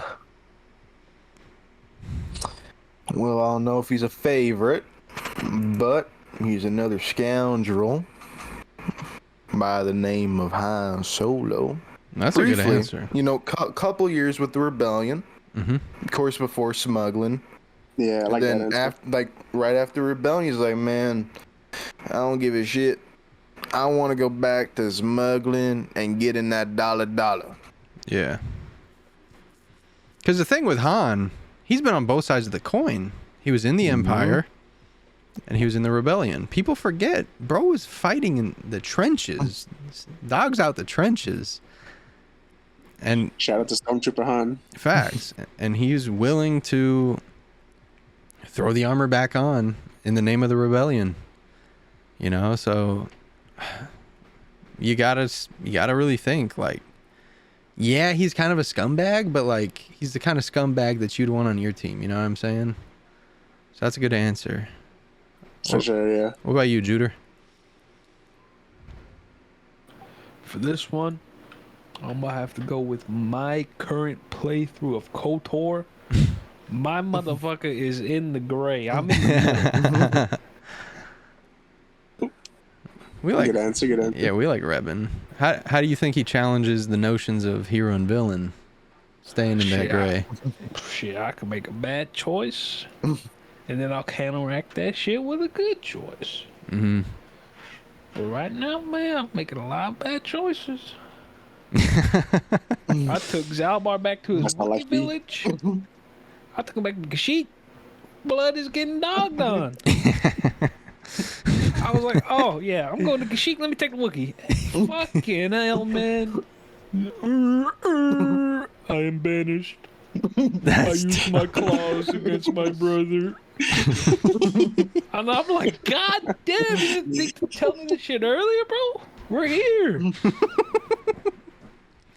It's fucked. We done came the whole route, and we're here. Oh, man. You didn't hear the attention approaching Kashyyyk. Yeah. You didn't think to say anything? Bro was sitting in the back. No. Wait. Where we're going to Kashyyyk? You were sleeping. Deadass. Bro was brushing all them teeth. He couldn't hear over his Tooth-Tunes toothbrush dog. Bro had just brushing his big ol' honking teeth. Christ. Man, this is a tough question for me, man. Who's my favorite morally gray character? For me, I think I'm gonna have to go with Dooku, personally. Similar to Obi-Wan, right? Super similar to Obi-Wan, but where Obi-Wan stuck to his guns and stuck to his teachings, Dooku stuck to what his heart was saying. And it's like, bro, this ain't right. This is not what someone should do. So what does he do? He goes off and he tries to get as much power as possible to make things right the way that he thinks that things should be. And while that's super dark sidey of him, I think Dooku does do it with the best intentions in mind, but it's kind of like when you go into a swimming pool and you just get in a little bit too deep, and then you're just stuck in the deep end. And I think that's what happened with Dooku. He got into the slippery slope, and he's not your typical villain either, to where he's doing it to bring the downfall of any Jedi. Like, he didn't even want to kill Yaddle, but Yaddle had to die because she saw too much. And with Dooku, he was just all about amassing wealth, gaining power, and eventually just ruling things how he thought that they should be governed. And I think he did it with all the right reasons, and I think for that reason he can't really be looked upon as a villain, because in his mind, like, he's doing what's right. But in everyone else's minds on the opposing side, it's just like, well, even the Jedi in episode 2 was like, oh, he was an ex-Jedi, so he can't be a murderer, you know? So I'd have to go with Dooku there. Fred, you got us with the next question? Yeah, I got us. All right, next question is from Sarah up in California. What up, Sarah?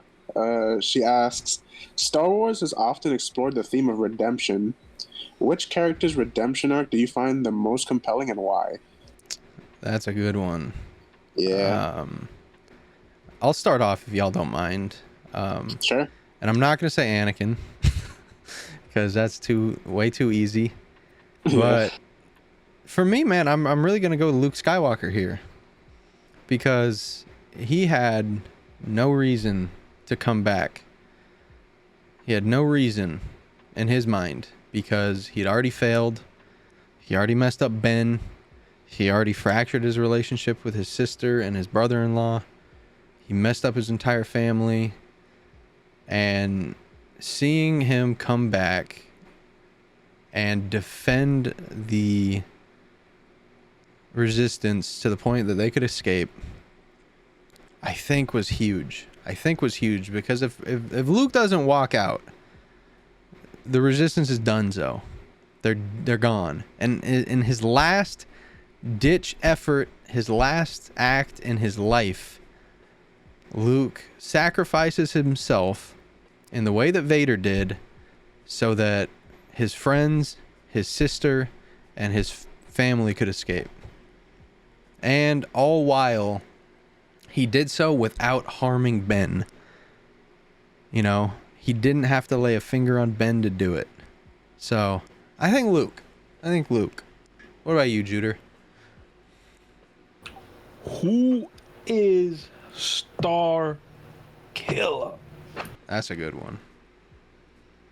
Fact, that is a very good one. That motherfucker died. Allegedly. He got told that he got cloned. Allegedly. And then he went and fought Darth Vader. Mm-hmm. What's not to love about that man? Pulled the ship out the sky. Pull it out of the sky. Great character. That mission was Iconic line. pain in the ass. I'll tell you what, I didn't know what the fuck I was doing, and while he was in my ear yapping, I almost just got off this one, dog. RJT, pull out the sky. What about you, Keg? What's your favorite character redemption arc, and why do you find it the most compelling?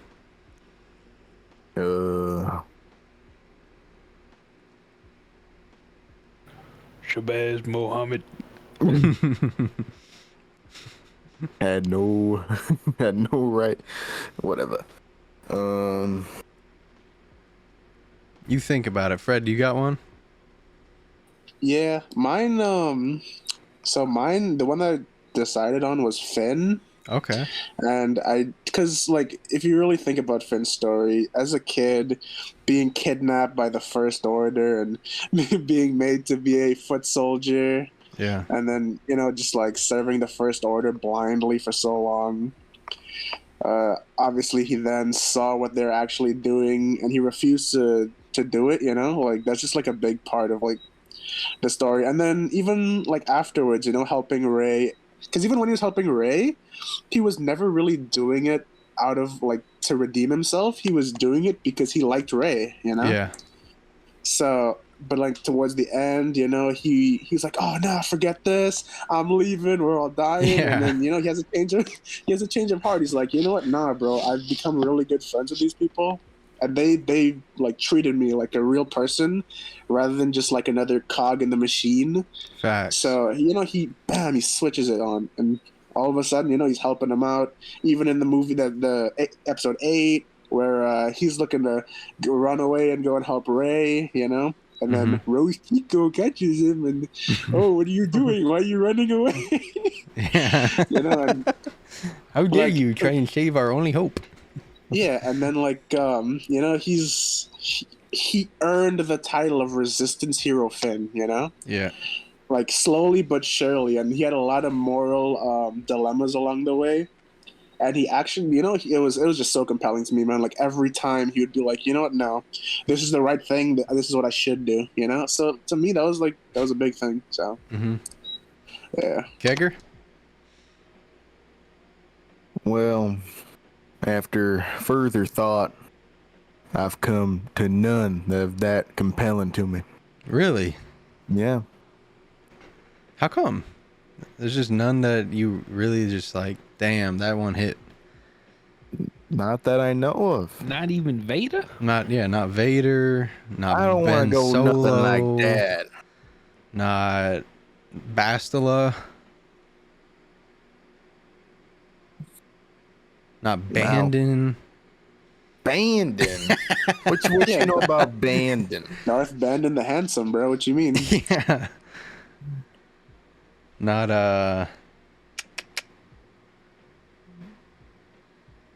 freaking Cal Kestis. Not even Ben Solo? I guess I kind of get it, right? Because Zizkeg is a person who he is more enticed by the Sith aspect of Star Wars, Yeah, and that's so. Seeing a redemption arc wouldn't really compel him or appeal to him as much as like if someone turned from the light side to the dark side. Who's your favorite? Who's your favorite fall? Whose fall did you enjoy? Which downfall did you prey on? Paul that's Pierce. a good one. LeBron.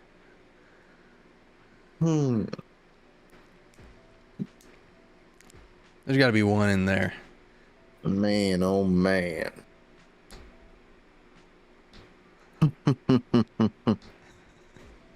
When it wasn't of his own free will that he did it, this young bastard. But my girl Darth Xana did some nice Sith sorcery on his ass. Made this Jedi like Padawan or knight insane. So he's all crazy dark side.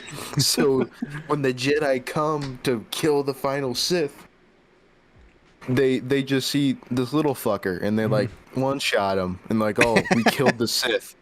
They're done. What kind of menace ass shit is that?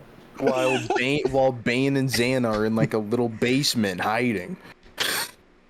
That's good. I like that. I like that. Man, real hater, and that was one of her childhood friends. What the fuck? Hey, bro. Sometimes it be your own homies, You got us with the next question, Kick. Oh, this one's all about you as well. Perfect. From Christine in Australia. The Sith have an intense thirst for power. If you're tempted by the dark side, what personal desires or ambitions do you think would draw you toward it? Murder. Fucking hell. I would kill some people. Just like murder, dog. There's those days when those customers, Oh, yeah. Just want to force lightning some lady that's like paying with pennies. Just chock somebody in the throat. Jesus Christ. Allegedly. Not even a force power. Allegedly. Man, for me, I think it would just... I don't know. There's nothing personally that I desire or I have ambitions for that I would really need like that. Because I was thinking like, oh, power, but like, I don't want to be in charge of more than I need to be, Yeah, I think for me it'd be more so like having the freedom based on having power, to do what I want. Mm-hmm. Like if I have power, you can't tell me that I need to be doing this. Like I decide what I do. To me, like time is the most like valuable thing. So power, if like somehow the dark forces could offer me like more time, and they can, right? Like yes sir. Yeah. Do some essence transfer, baby. Exactly. Have some rotten flesh like Darth Sion. You don't want to be like him, man. You can do way better. You can do way better. So yeah, for me it's definitely like having time, so time equals freedom. in a sense. So For me, man, I have no answer, and I apologize, Christine, but there's just nothing about the dark side that seems like This fucking guy. there's nothing that Ooh, there's nothing that tempts me you like sure? Come on, man. Imagine what you could do to some Twi'leks. that. No, What I'm if the, good. I'm what if the good. Force made you like 6'9"? You could ball with your boy LeBron. You know, you're Force hooping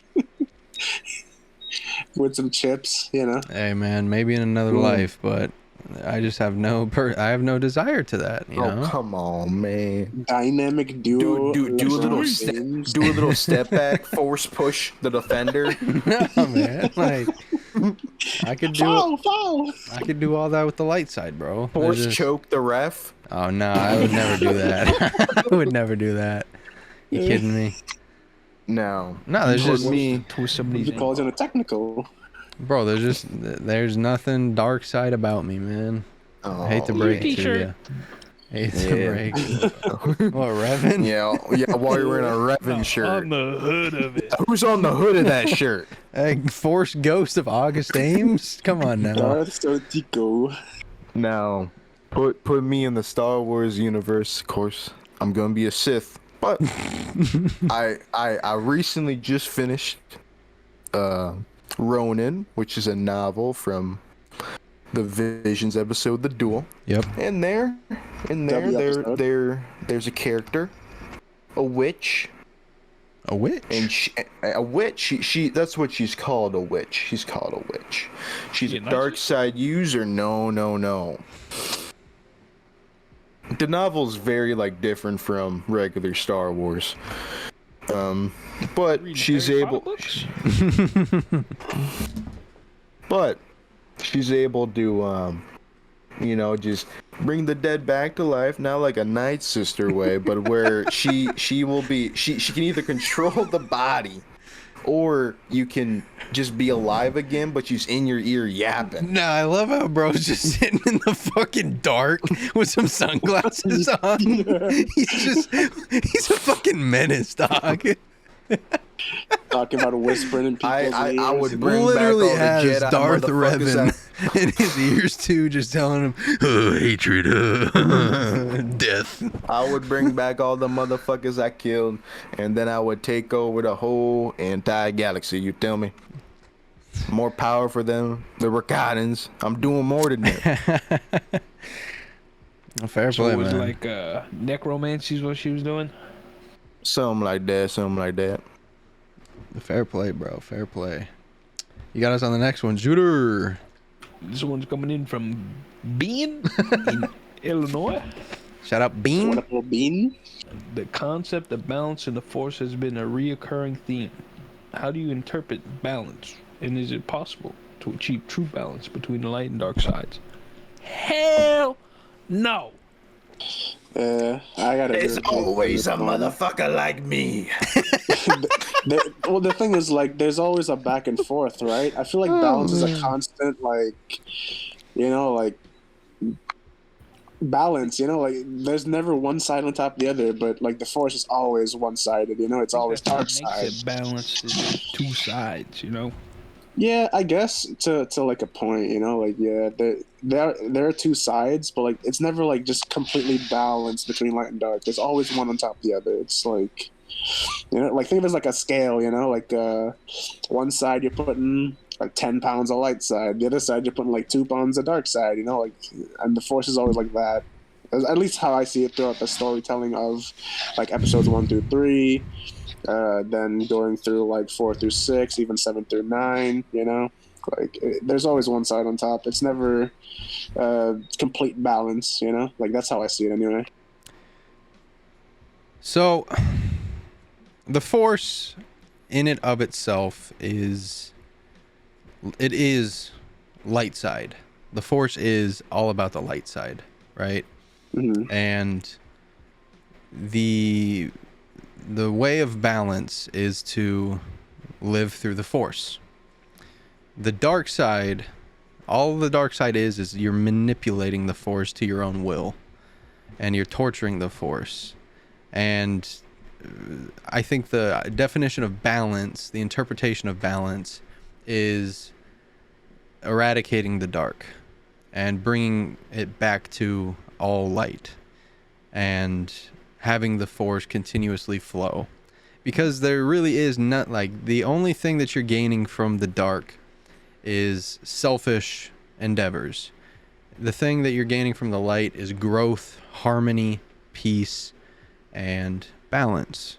So, in my estimations, that's how I perceive balance. That's how the wills perceive the force. That's how the wills interpret balance. So, let's see what you have to say, scary boy. Let's take a trip to the lovely planet Tython. We've been here before. I'll say it again. The original Jedi, they were all about balance in the Force, but that included light and dark, because the dark is not always that scary, Mr. Tico. I wouldn't say it's scary. It's scary to you, little man. See, no, because then you're giving it too much power. They're like, and I've said this forever. Sith, bounce, man. nah, Sith are like they're bitches. There's nothing strong about a Sith. Why I oughta kick your ass? Sith, dark side users, they're bitch made because they succumb their existence to this existence of living through hatred, being angry. They're just little angry guys, you know? At the end of the day. They're not. You don't understand. No, I do. You gotta get your Sith game up. No, it's man. not just a bunch of angry guys running around. It's more than that. There's anger to it. They might be briskly walking, but at the end of the day, man, it's just the perception of the Sith, of the dark side, is just it's given way too much plaudit, when in actuality they're just bitch made. They really are just bitch made. There's nothing strong about it. You can be strong with the dark side because you're attuned strong to the Force, but at the end of the day, the light will always outshine the dark. And that's just how it rolls. Them dark motherfuckers in the shadows, though, manipulating the galaxy for thousands of years. That's pretty cool, I'll tell you that. I agree. But they're definitely not bitch made. Oh, definitely bitch made. Because they have to do it from the shadows, you know? No. It's like cyberbullying, you know? They're doing it from behind a keyboard. That's how I can perceive it. But this next question, it's translated. This is from, we believe it's Ko in Tokyo. Star Wars has explored various aspects of the Force, but what other unexplored Force-related abilities or phenomena do you think could add depth to the lore? What do you think, Dark Side Boy? Dark Side Boy. Add depth to the lore. Some Force abilities. Yeah, is there anything from like Legends that you might consider making canon? Even that, it could be like something that you've thought up, you know? All right, let me say something real quick about this one. I'll let you think this keg. What you thinking, Jupe? I want to see when a Jedi uses the mind trick. I want to see what the person being tricked sees. Okay. So you want to see their point of view instead of like, okay. When No insight. these are not the droids you're looking for. In their eyes, what do they look like now? Yeah. If that's not what they're looking for. Yeah. Yeah, that's a pretty good point. Do you have an answer for this one, Fred? Yeah. So this is kind of iffy. It's more so like what I would like them to interpret into Star Wars, because I feel like it makes sense in my eyes, right? So like, in my mind, when a light side Force user uses the Force, right? I feel like their power more so should depend on like how like respected and how dependent on they are, stuff like that, you know. So like for Anakin, right?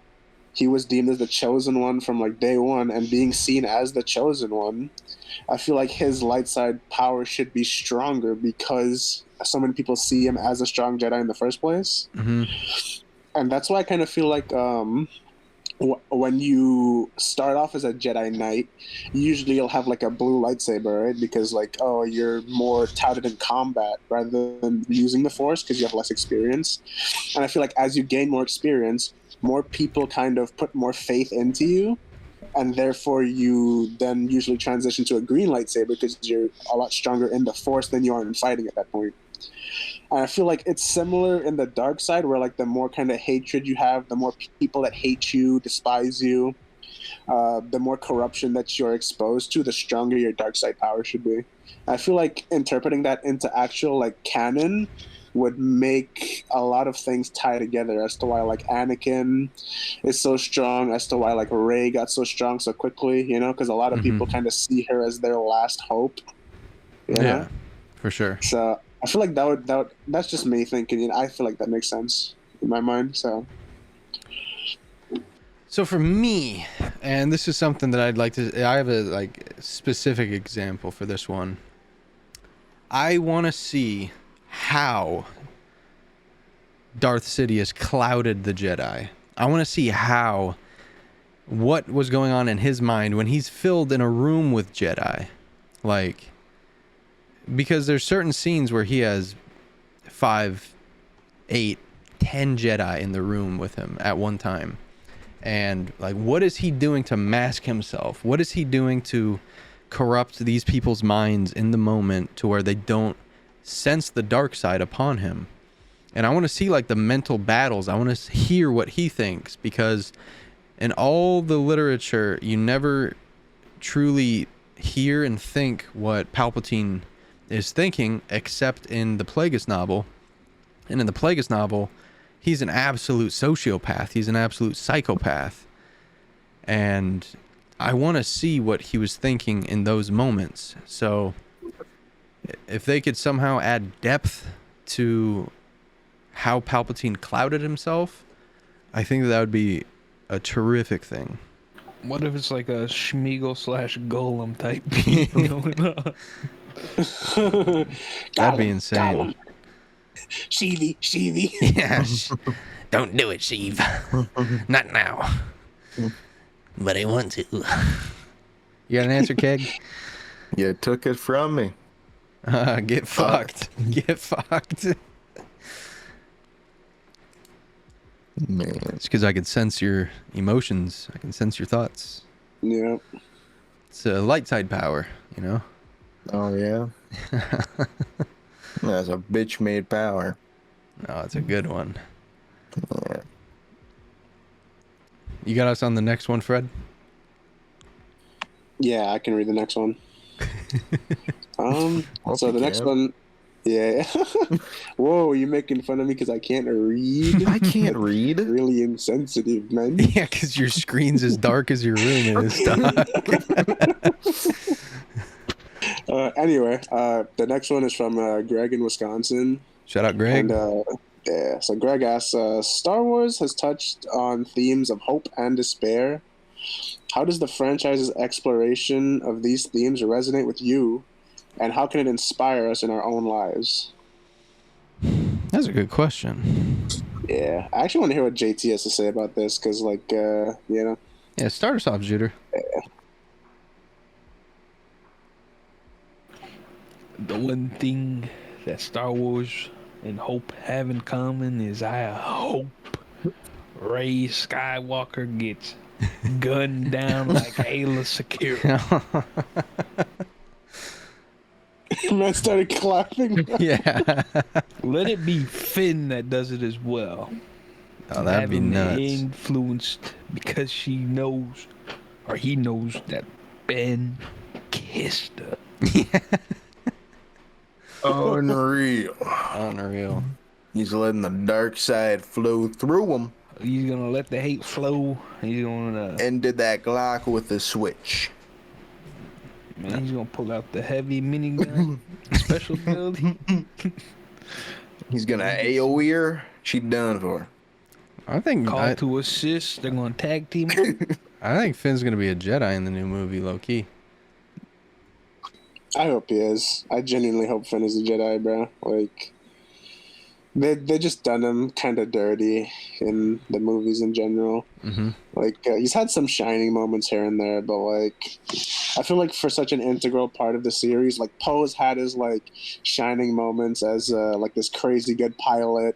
Rey obviously being the main character, she's had her like shining moments, but like Finn, give us something with Finn, man. You know, Finn's a like, gambling addict. yeah. Spent half the movie in a fucking casino. Hold on, Rose. That's I gotta despair put one for more hit. Yeah, and the hope is that he hopes he can make his money back. What about you, Dark Side Boy? How do you feel about the themes of hope? Well, I don't care a whole lot about hope, but despair is pretty cool too. Yeah. But from That Indiana connection. from what I've gained, I read quite some time ago, you know, I've gotta have a small group of people. Yeah. And I've gotta be manipulating the shit out of people. That's what I gotta be doing. And you won't know it. You won't know it. I'm gonna be gathering information in secret on you. I know things. And if you try to get me, I'm gonna have my Sith girl. She gonna get you. Cause I'm the master. Darth Mission. Bro is cutting a promo right now. Me and my Sith girl, Darth Mission. Yeah. Darth Ishin. Let's fucking go. Yeah. For me personally, Star Wars in the sense of hope has meant everything to me. Obviously, with everything that's happened with my dad, my family, and all the stuff that we've gone through, like, it's kind of just been a source for me to hold out hope that there is good in people still. But intrinsically, like, there's not a day that goes by that you could put episode 3 up on TV and I won't cry to it, because there's just, you hope that things go right for a character, and when they don't go right, it just cuts you like a knife, man. So it's a bit tricky with me, but I think teaching kids, especially because Star Wars when I was a kid was huge for me, because I didn't have the best situation, I didn't have the best upbringing, but I had Star Wars, and Star Wars taught me that there's always hope, and the sun's always gonna rise. So that's what Star Wars means to me. What about you, Fred? Yeah, so as far as hope and despair goes, obviously I like to lean more towards hope, unlike some dark side users Yeah. in this. But yeah, so being someone who, you guys know, I've worked as a ComHab skill developer, right? So I've worked with a lot of underdeveloped kids, you know, like mentally, physically, etc. Even like adults as well, you know, and like seeing them in so much despair. I saw that, just like seeing them in like so much despair, you know, and then like being able to be that like hope for them, you know, to kind of guide them and show them that, you know, you can still have a somewhat successful life, you know, like I had this one client who I worked with, loved going to church, you know, he just enjoyed it a lot, you know, and like he found it very fulfilling, you know. There was another little boy that I taught. He actually was really smart, despite being like mentally slow. You know, like he was still a really smart kid. Just unluckily for him, you know, like he wasn't able to develop all the way. You know, so like he just there's lost potential. But there is hope. You know, like he can still have like a very full, like enjoyable life. You know, he enjoys video games. He enjoys like reading, you know, stuff like that, you know. So I think that's pretty cool, and I think that kind of gives hope to all of us, you know, like even For in sure. like despair that you can't even like there's no coming back from it, you know, like he'll never 100% be like at the same level as we are, but you know, like he can still enjoy his life, have a good life, and I think that's a really like good thing that we can all hold on to, you know, and appreciate. So No, I'm with you, man. Well, I mean, hope is always going to be the deepest type of emotion that I think you can bring out of I think hope and despair are such opposite ends of the spectrum in that sense. But we got another question. This one's for you, Kegger. Amanda in California. Star Wars give us memorable droids like R2-D2 and that BB-8 fuck, but also C-3PO 10 times better. If you could design your own unique droid companion, what abilities and personality traits would it have? Well, I've already done that. I've already made a droid. Have for you? this Mr. Tico's book, XKG-1. It is a dumb series pit droid. Yep. And like the name suggests, it takes its traits from me. It's pretty dumb, pretty reckless, and it might be a little funny guy. I don't know, though. You're telling the truth, man. You're telling the truth. yeah, I respect it, you know. And he is a little funny guy at the end of the day. For me, man, I think the perfect kind of droid needs to be like a Uber companion, in the sense that they need to offer you something that you otherwise couldn't get from something on your own, you know? So given the chance of getting a droid of your own manufacturing, I think it would be super dope if you could have a droid that was somewhat of a protocol droid, but at the same time was giving you stuff that like HK-47 could do, a little bit of security detail at the same time, you know what I'm saying? I think that'd be really, really cool. So like 000, a protocol droid that could also defend you if you needed it. I think that'd be tight. I think that'd be really tight. That tortures people too? Need be. Yeah. Need be. Amen. Hey, we all from Africa, you know. Can't have it all. True. What about you, Fred? Droid of your choice. Give me a droid that gives me that good gawk suction. Jesus Christ. Man, when you said a droid that's like a companion, man, Temptations, the Sith temptations. I should have said something different. Yeah, you should have. You freak. Nah, but like, I think this goes back to me saying the thing I value most is time, you know? So any kind of droid that would, like, help me with that, you know? You know, kind of like C-3PO, like, with his translation, you know? Like, being able to, like, translate thousands of different languages, that's so time-saving in so many different aspects, you know? You know the things that I can do with that? You know, like a lot. That'd be an awesome companion. Yeah, for sure. Something like C-3PO for sure, I'd say. And he's also really like knowledgeable as well, you know. So yeah, definitely. What about you, Juder? Give me a dynamic duo like 000 and BT1. Yes, you're Actually, give me a trio. Add in BB Belt. Okay. I'm naming one Keg, Fred, and Tico. Now I'm on top of the world. Hell yeah.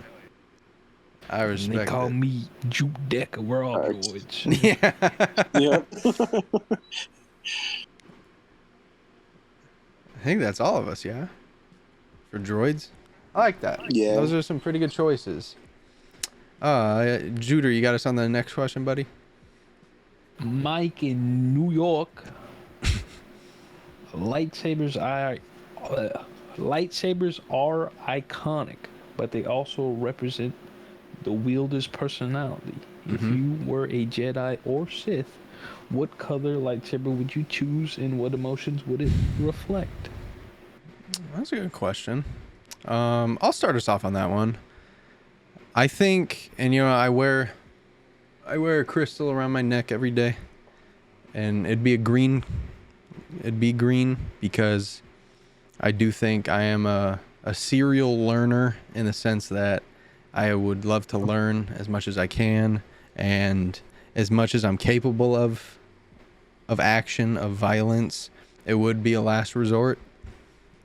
And I do think that if you can talk an issue through, you should try and talk about it as much as you can before you make actions that you're going to regret. What about you, dark side boy? Well, it's pretty self-explanatory. Yeah. Red.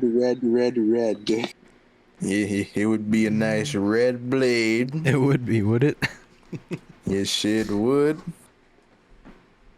I would cut down hundreds of Jedi.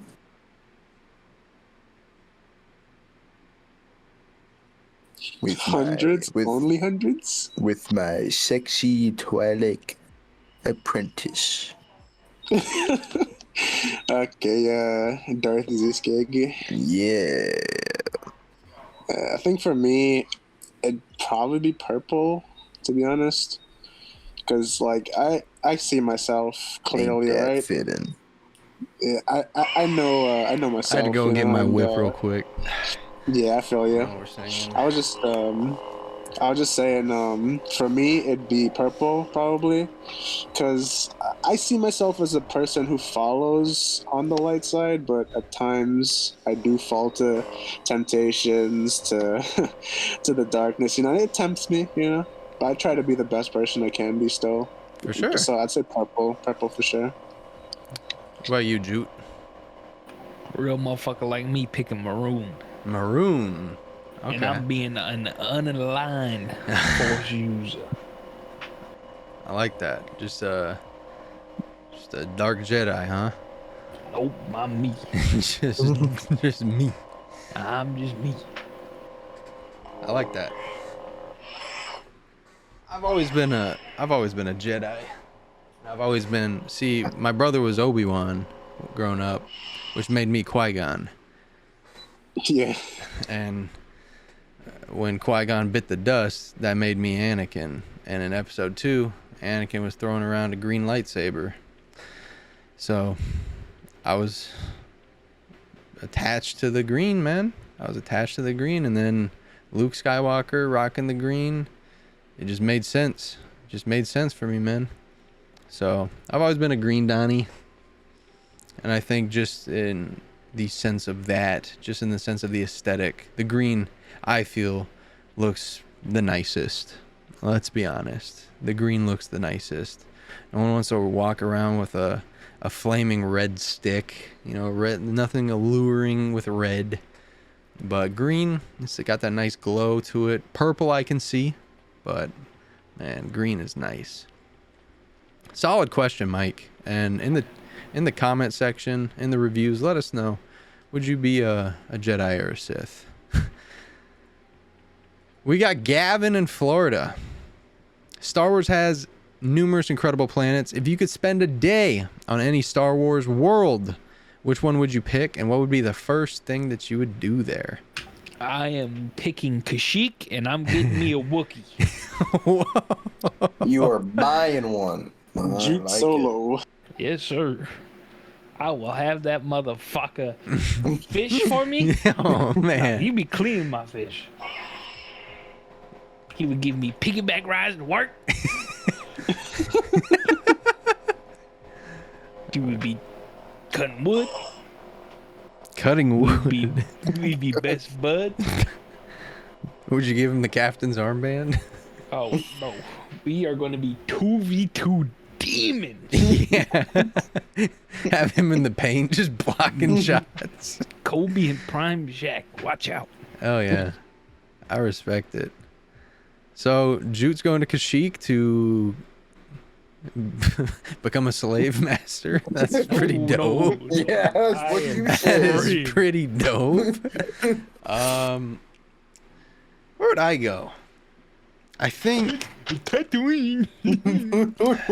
I'd want to go to like Naboo's beautiful. Coruscant's really cool.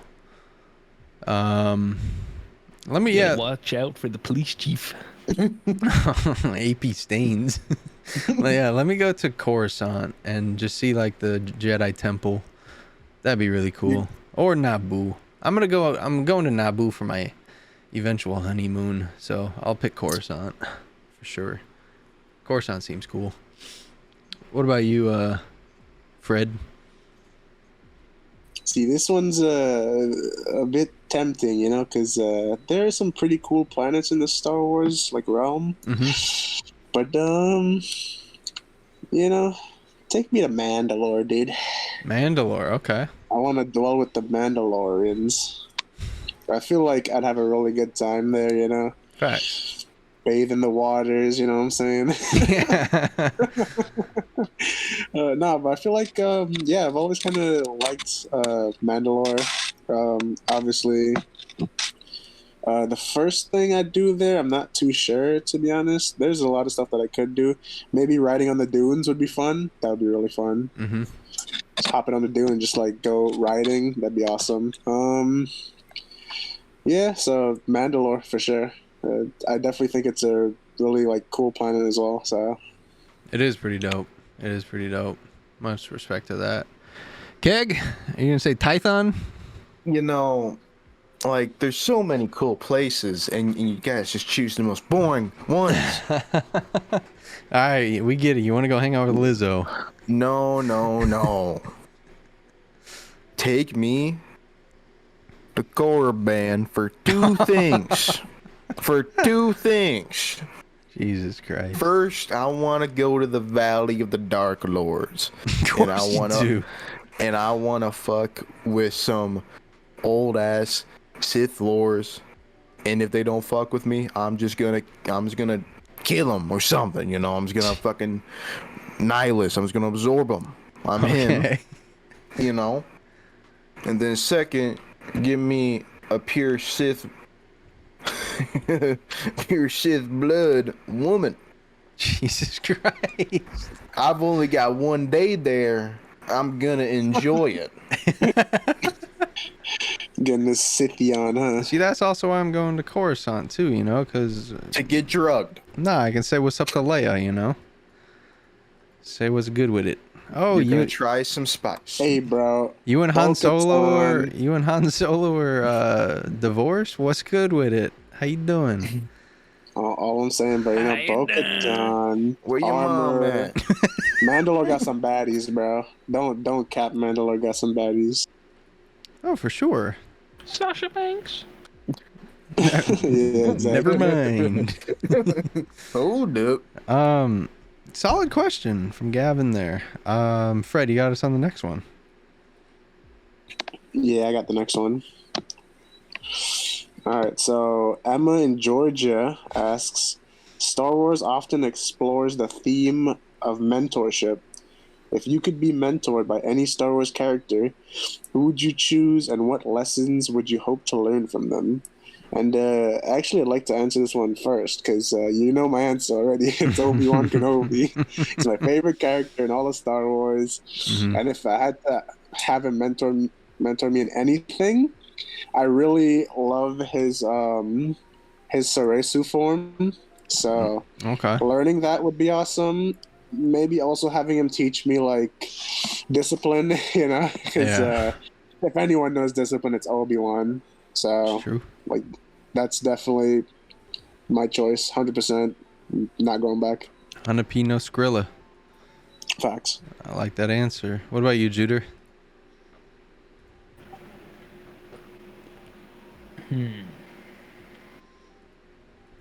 Anyone in the galaxy? Let me learn smuggling from Han Solo. That's cool. That's pretty cool. I didn't even... And I'm gonna learn how to shoot first. Call me John Solo. You know? What about you, Keg?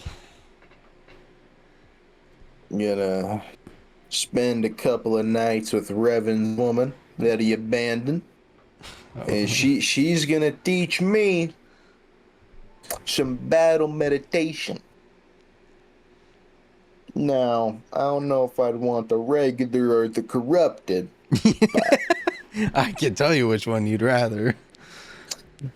You know, just to have a whole entire army in front of you and you do your little meditation and they're all despaired and they're like, oh, we're fucked, we're doomed, while they have the odds. And then I'm just gonna dog on them.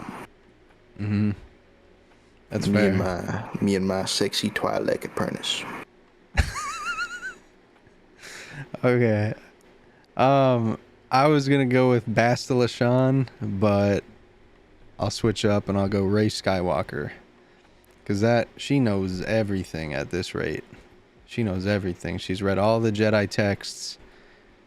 She knows everything under the sun. So let's go Rey Skywalker, and the lessons that I hope to learn are complete Force atonement. I want to be one with the Force and allow a nice balanced stream of Force essence flow through me and use me as its catalyst. Give me that. That's alright. It's alright. Now I got, what is that? Maya? From another Californian. Star Wars has introduced some incredible starfighters. If you could pilot any starfighter, which one would you choose? And if so, you know, what mission? What are you doing in that ship? That's a good one. I need some time to think about this one, so someone else go first. A lot of ships, bro. There's Yeah. a lot of ships in Star Wars Give me the Universe. TIE Defender. Now I'm going to town. TIE Defender, and I'm going to town. Blasters ablazing.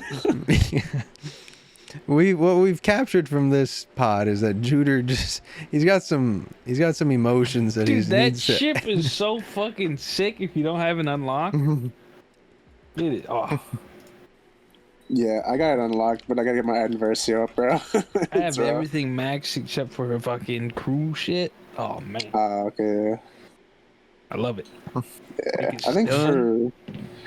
Oh yeah, true. It has the sun right on the second, It and then the does a base lot of just hit. damage, Uh-huh. Yeah, and and it's got a my baddie for a co-pilot pilot. will be Iden. It's a win-win. True. W, we'll take it. Like, What about you, yeah. Kegger? Oh man. What are them ships them Mandalorians fly where they do all this spinnies? Oh, the Gauntlet Starfighter? Yeah, give me a gauntlet. What are you doing with it? You know what I'm doing with it. I am doing some spinny spins. I'm some gonna do spinny some spins. spinny spins. For sure. Get For your Now, sure. spins. now I wonder if they had those during the Mandalorian Wars. Yeah. Because if they did, well then I'm gonna be fighting the Republic, Okay. Nice. and then Okay. Revan's gonna dog on me. But hey, my idol killed me. I'm fine. Yeah, it is what it is, man.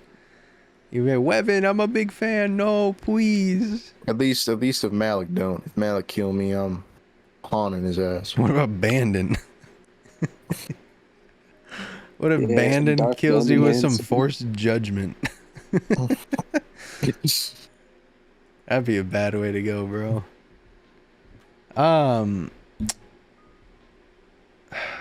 So for me, I'm going to go with the Fondor Hallcraft that we saw in Andor, piloted by Luthen Rail, when he took on the light cruiser, the Empirical light cruiser, by himself.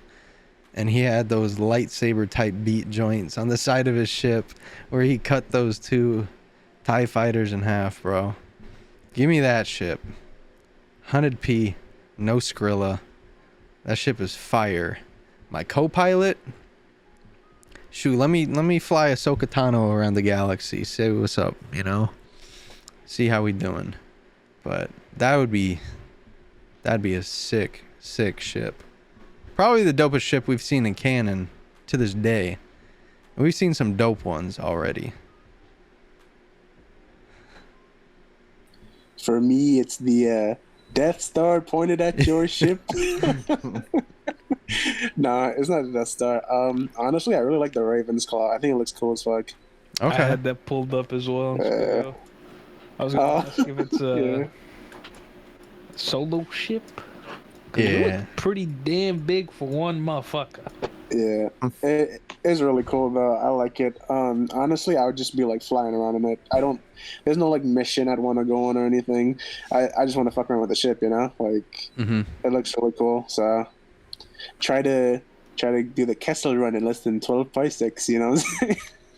Let's give up an honorable mention as well. Yeah, to the Ebonhawk. Yeah, true. Ebonhawk's too, Deb. And then give me the Imperial TIE Bomber, and I'm gonna do some bombing runs. Jesus Christ. My country needs me. I gotta go, boy. Yeah.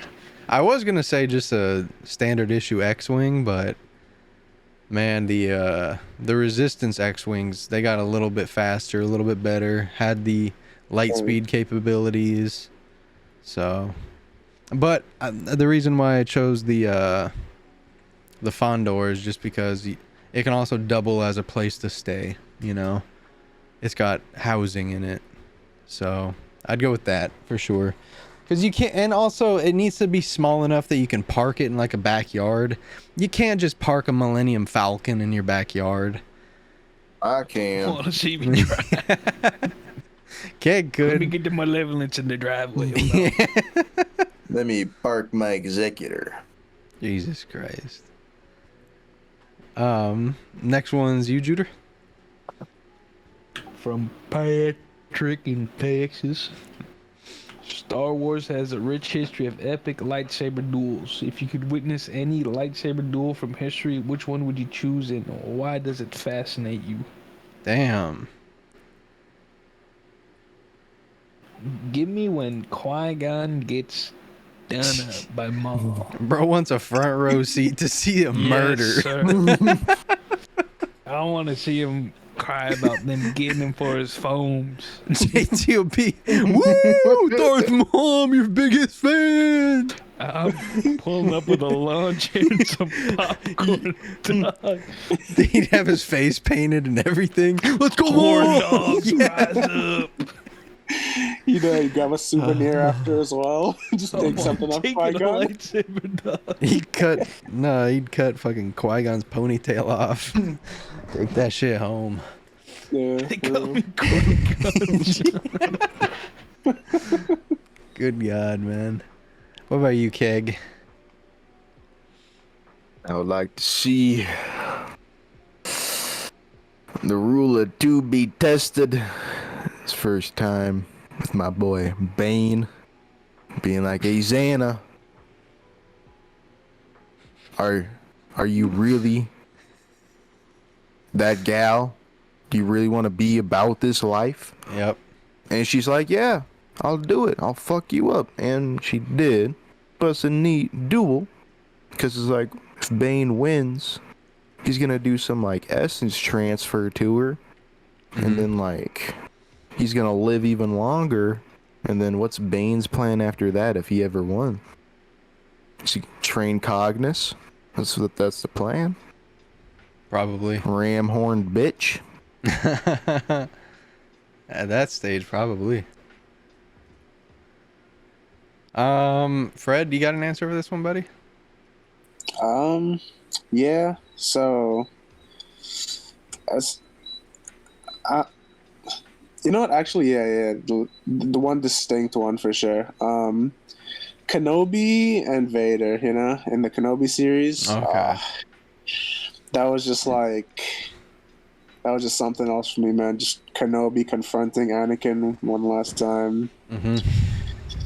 Obviously, it wasn't the last time, but like just pulling up and being like, "I'm sorry, I failed you," and even Lord Vader says, "Nah, Kenobi, this one's not even on you, bro." You know, and then they go at it, man. Like, oh, it's rough.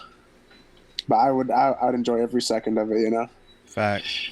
And then afterwards, I'd L dance on Vader because he still can't take my boy Kenobi in a fight. He's tried it. He can't handle Kenobi. He's too good. For me, man, I had to Google where this fight took place because I just forgot. It's been a minute. But Vader versus Ahsoka for the first time on Malachor, on the Sith Temple. Yeah. That'd be tight. I'd invite Keg so he can come and see some Sith shit. But, man, that'd be nuts. That would be nuts to see that battle. Because it got to the point where each of them was just too exhausted to fight. So they both left on their own accord, you know? So I want to see how it went down. And I think it's just poetic, too. Because neither of them could kill each other. No matter how badly Anakin, or not Anakin at that point, but Vader wanted to kill every reminder of Anakin, and Ahsoka wanted to kill the person that killed Anakin as well. You know, so that'd be my answer easily. This is from Dwight in Pennsylvania. The Star Wars Expanded Universe had many beloved characters. Which Legends character would you like to see integrated into the current canon, and how would they fit into the new stories? Well, if you asked me this before watching Rebels, I would have said Thrawn. Because I love Thrawn. I think he's just the GOAT. And I won't say Juder's answer, but at this stage, I'd love a little bit of Tenebris and Plagueis. Plagueis is already mentioned in canon, but Tenebris was really starting the plan and the plot to undo the Jedi, and I just love to see all that Tenebris was about. So this would take place roughly about 30 years before Episode 1. Maybe 40 years before Episode 1, but give me some Darth Tenebris. Are you kidding me? Give me some of that. What about you, Fred? So this one comes back to my love of Obi-Wan. So I really was sad to see that there was a character that they were going to make called Owen Kenobi. And he was basically, so he is in the show. He's Owen Lars. You guys might know who that is. You know, that's Luke's father-in-law or stepfather, whatever you want to call it. Adopted father. Yeah, that's the correct term. Yeah. I still think that like Owen Kenobi would have been a great character to see in the series, and I still think they can bring him into the series. You know, it would explain a lot why Kenobi kind of was good at being a big brother to Anakin, you know, because he was also a big brother to Owen, you know. So he had experience being a big brother in the first place, and in that same aspect, you know, Kenobi even says, "I loved you like a brother," you know. Yeah. So, and I feel like him feeling like he failed Anakin would make like so much more sense because he actually has a younger brother that you know, that he loves, and maybe this younger brother, you could write him in and maybe he died, and that's why he saw Anakin kind of like that, you know, as his new little brother, and then he failed him too, you know. So I feel like they could tie that into the story for sure, and just Owen Kenobi would make sense to the lore. It would make sense to Maybe they wouldn't call him Owen Kenobi because Yeah. having Owen Lars and Owen Kenobi would be kind of, But they could call him something else, Mm-hmm. Yeah, that's just my my thought on it. I'd like to see. Yeah, and they did mention his Kenobi brother, and I thought that they'd go somewhere with that besides just Yeah. mentioning it, but they only just dropped him. They only just dabbled it in there, so we'll see what happens with that. I think. Hopefully. Who knows? Who knows? Who knows? What about you, Keg? Well, if you gotta put them into some news stories, I'm always loving some Sith. Mm-hmm. So, let's see some Darth Krayt and the One Sith. That guy was His Sith Order. that guy was a freak. He really was. a freak. He really was. Purple lightsaber, big old mask, scary dog, super scary. That'd be something else. What about you, Juder? I think I know your answer for this one. Give me Kree. Kree? Okay. I thought you were gonna go somewhere else with it. We need some female smugglers. That's fair. True, we do.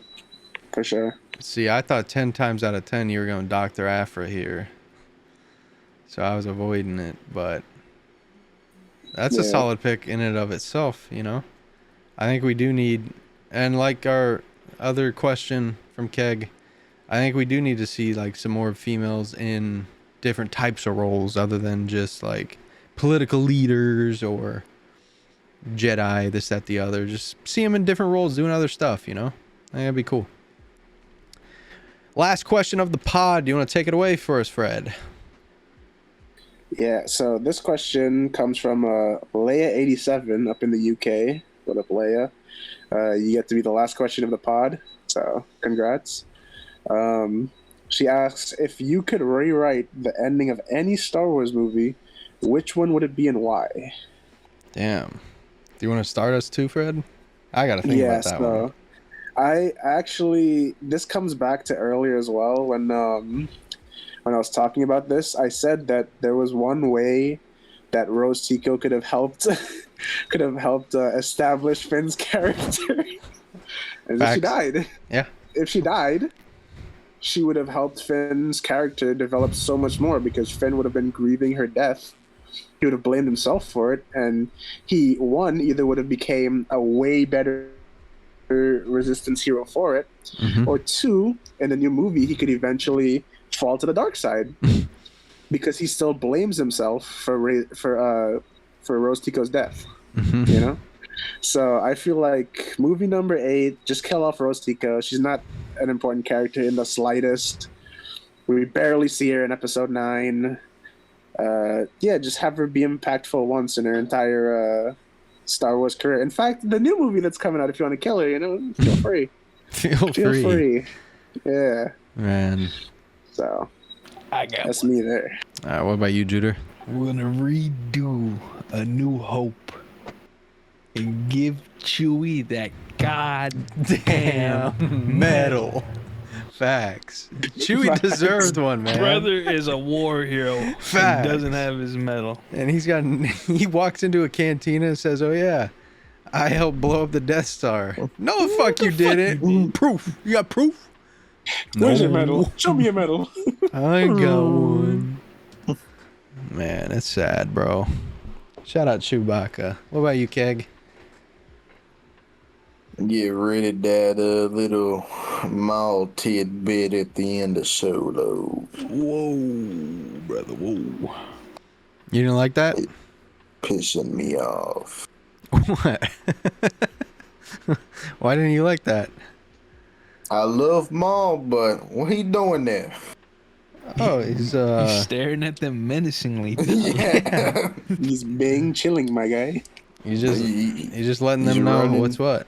He's running the Oh, crime. yeah. He's running the Oh, crime yeah. syndicates. What he does now? Yeah. What a downfall. Well, we see what happens to him, bro. Brother got I'd too rather- cocky with it. He falls down. If I could Some rewrite would the say, ending to any Star Wars movie, I think, man, I feel like for you, there's one like particularly that I think of. I think of one too. Yeah, like one that I feel like we talk about a lot. That I feel like you'd definitely want.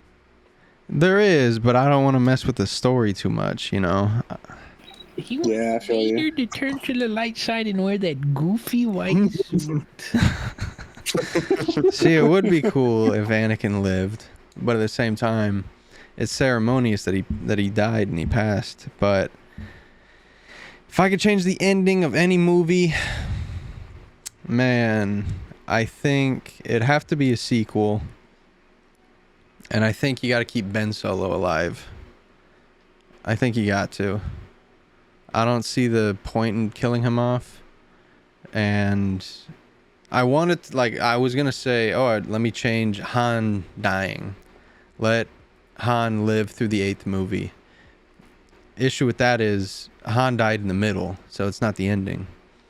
But Ben died at the end, so I would say let Ben Solo live, because he spent too long pretending to be something that he is not, and he deserves a second chance as a Jedi. So let me say Ben Solo. Easily. What were you going to say, though, Fred? I was gonna say episode 3, man. We always talk about it, Yeah. Nah, We always talk about, oh man, every time we watch episode 3, we change the ending. We make it so Anakin realizes that Palpatine's been doing him dirty the whole time. And so I thought that'd be it would be, but you just it's over and done with, man. You just can't change it, and I wish you could. And I know this is literally giving you the power to do so, but even then, faced with it, it's like, what if they just said, fuck Mandalore, is what it is. Ahsoka, go with Obi-Wan. I think with Ahsoka, Obi-Wan, Padme, all the people that love Anakin, I think he sees the right way, because there's two opinions that are telling him what's wrong. He silences one. He silences Padme.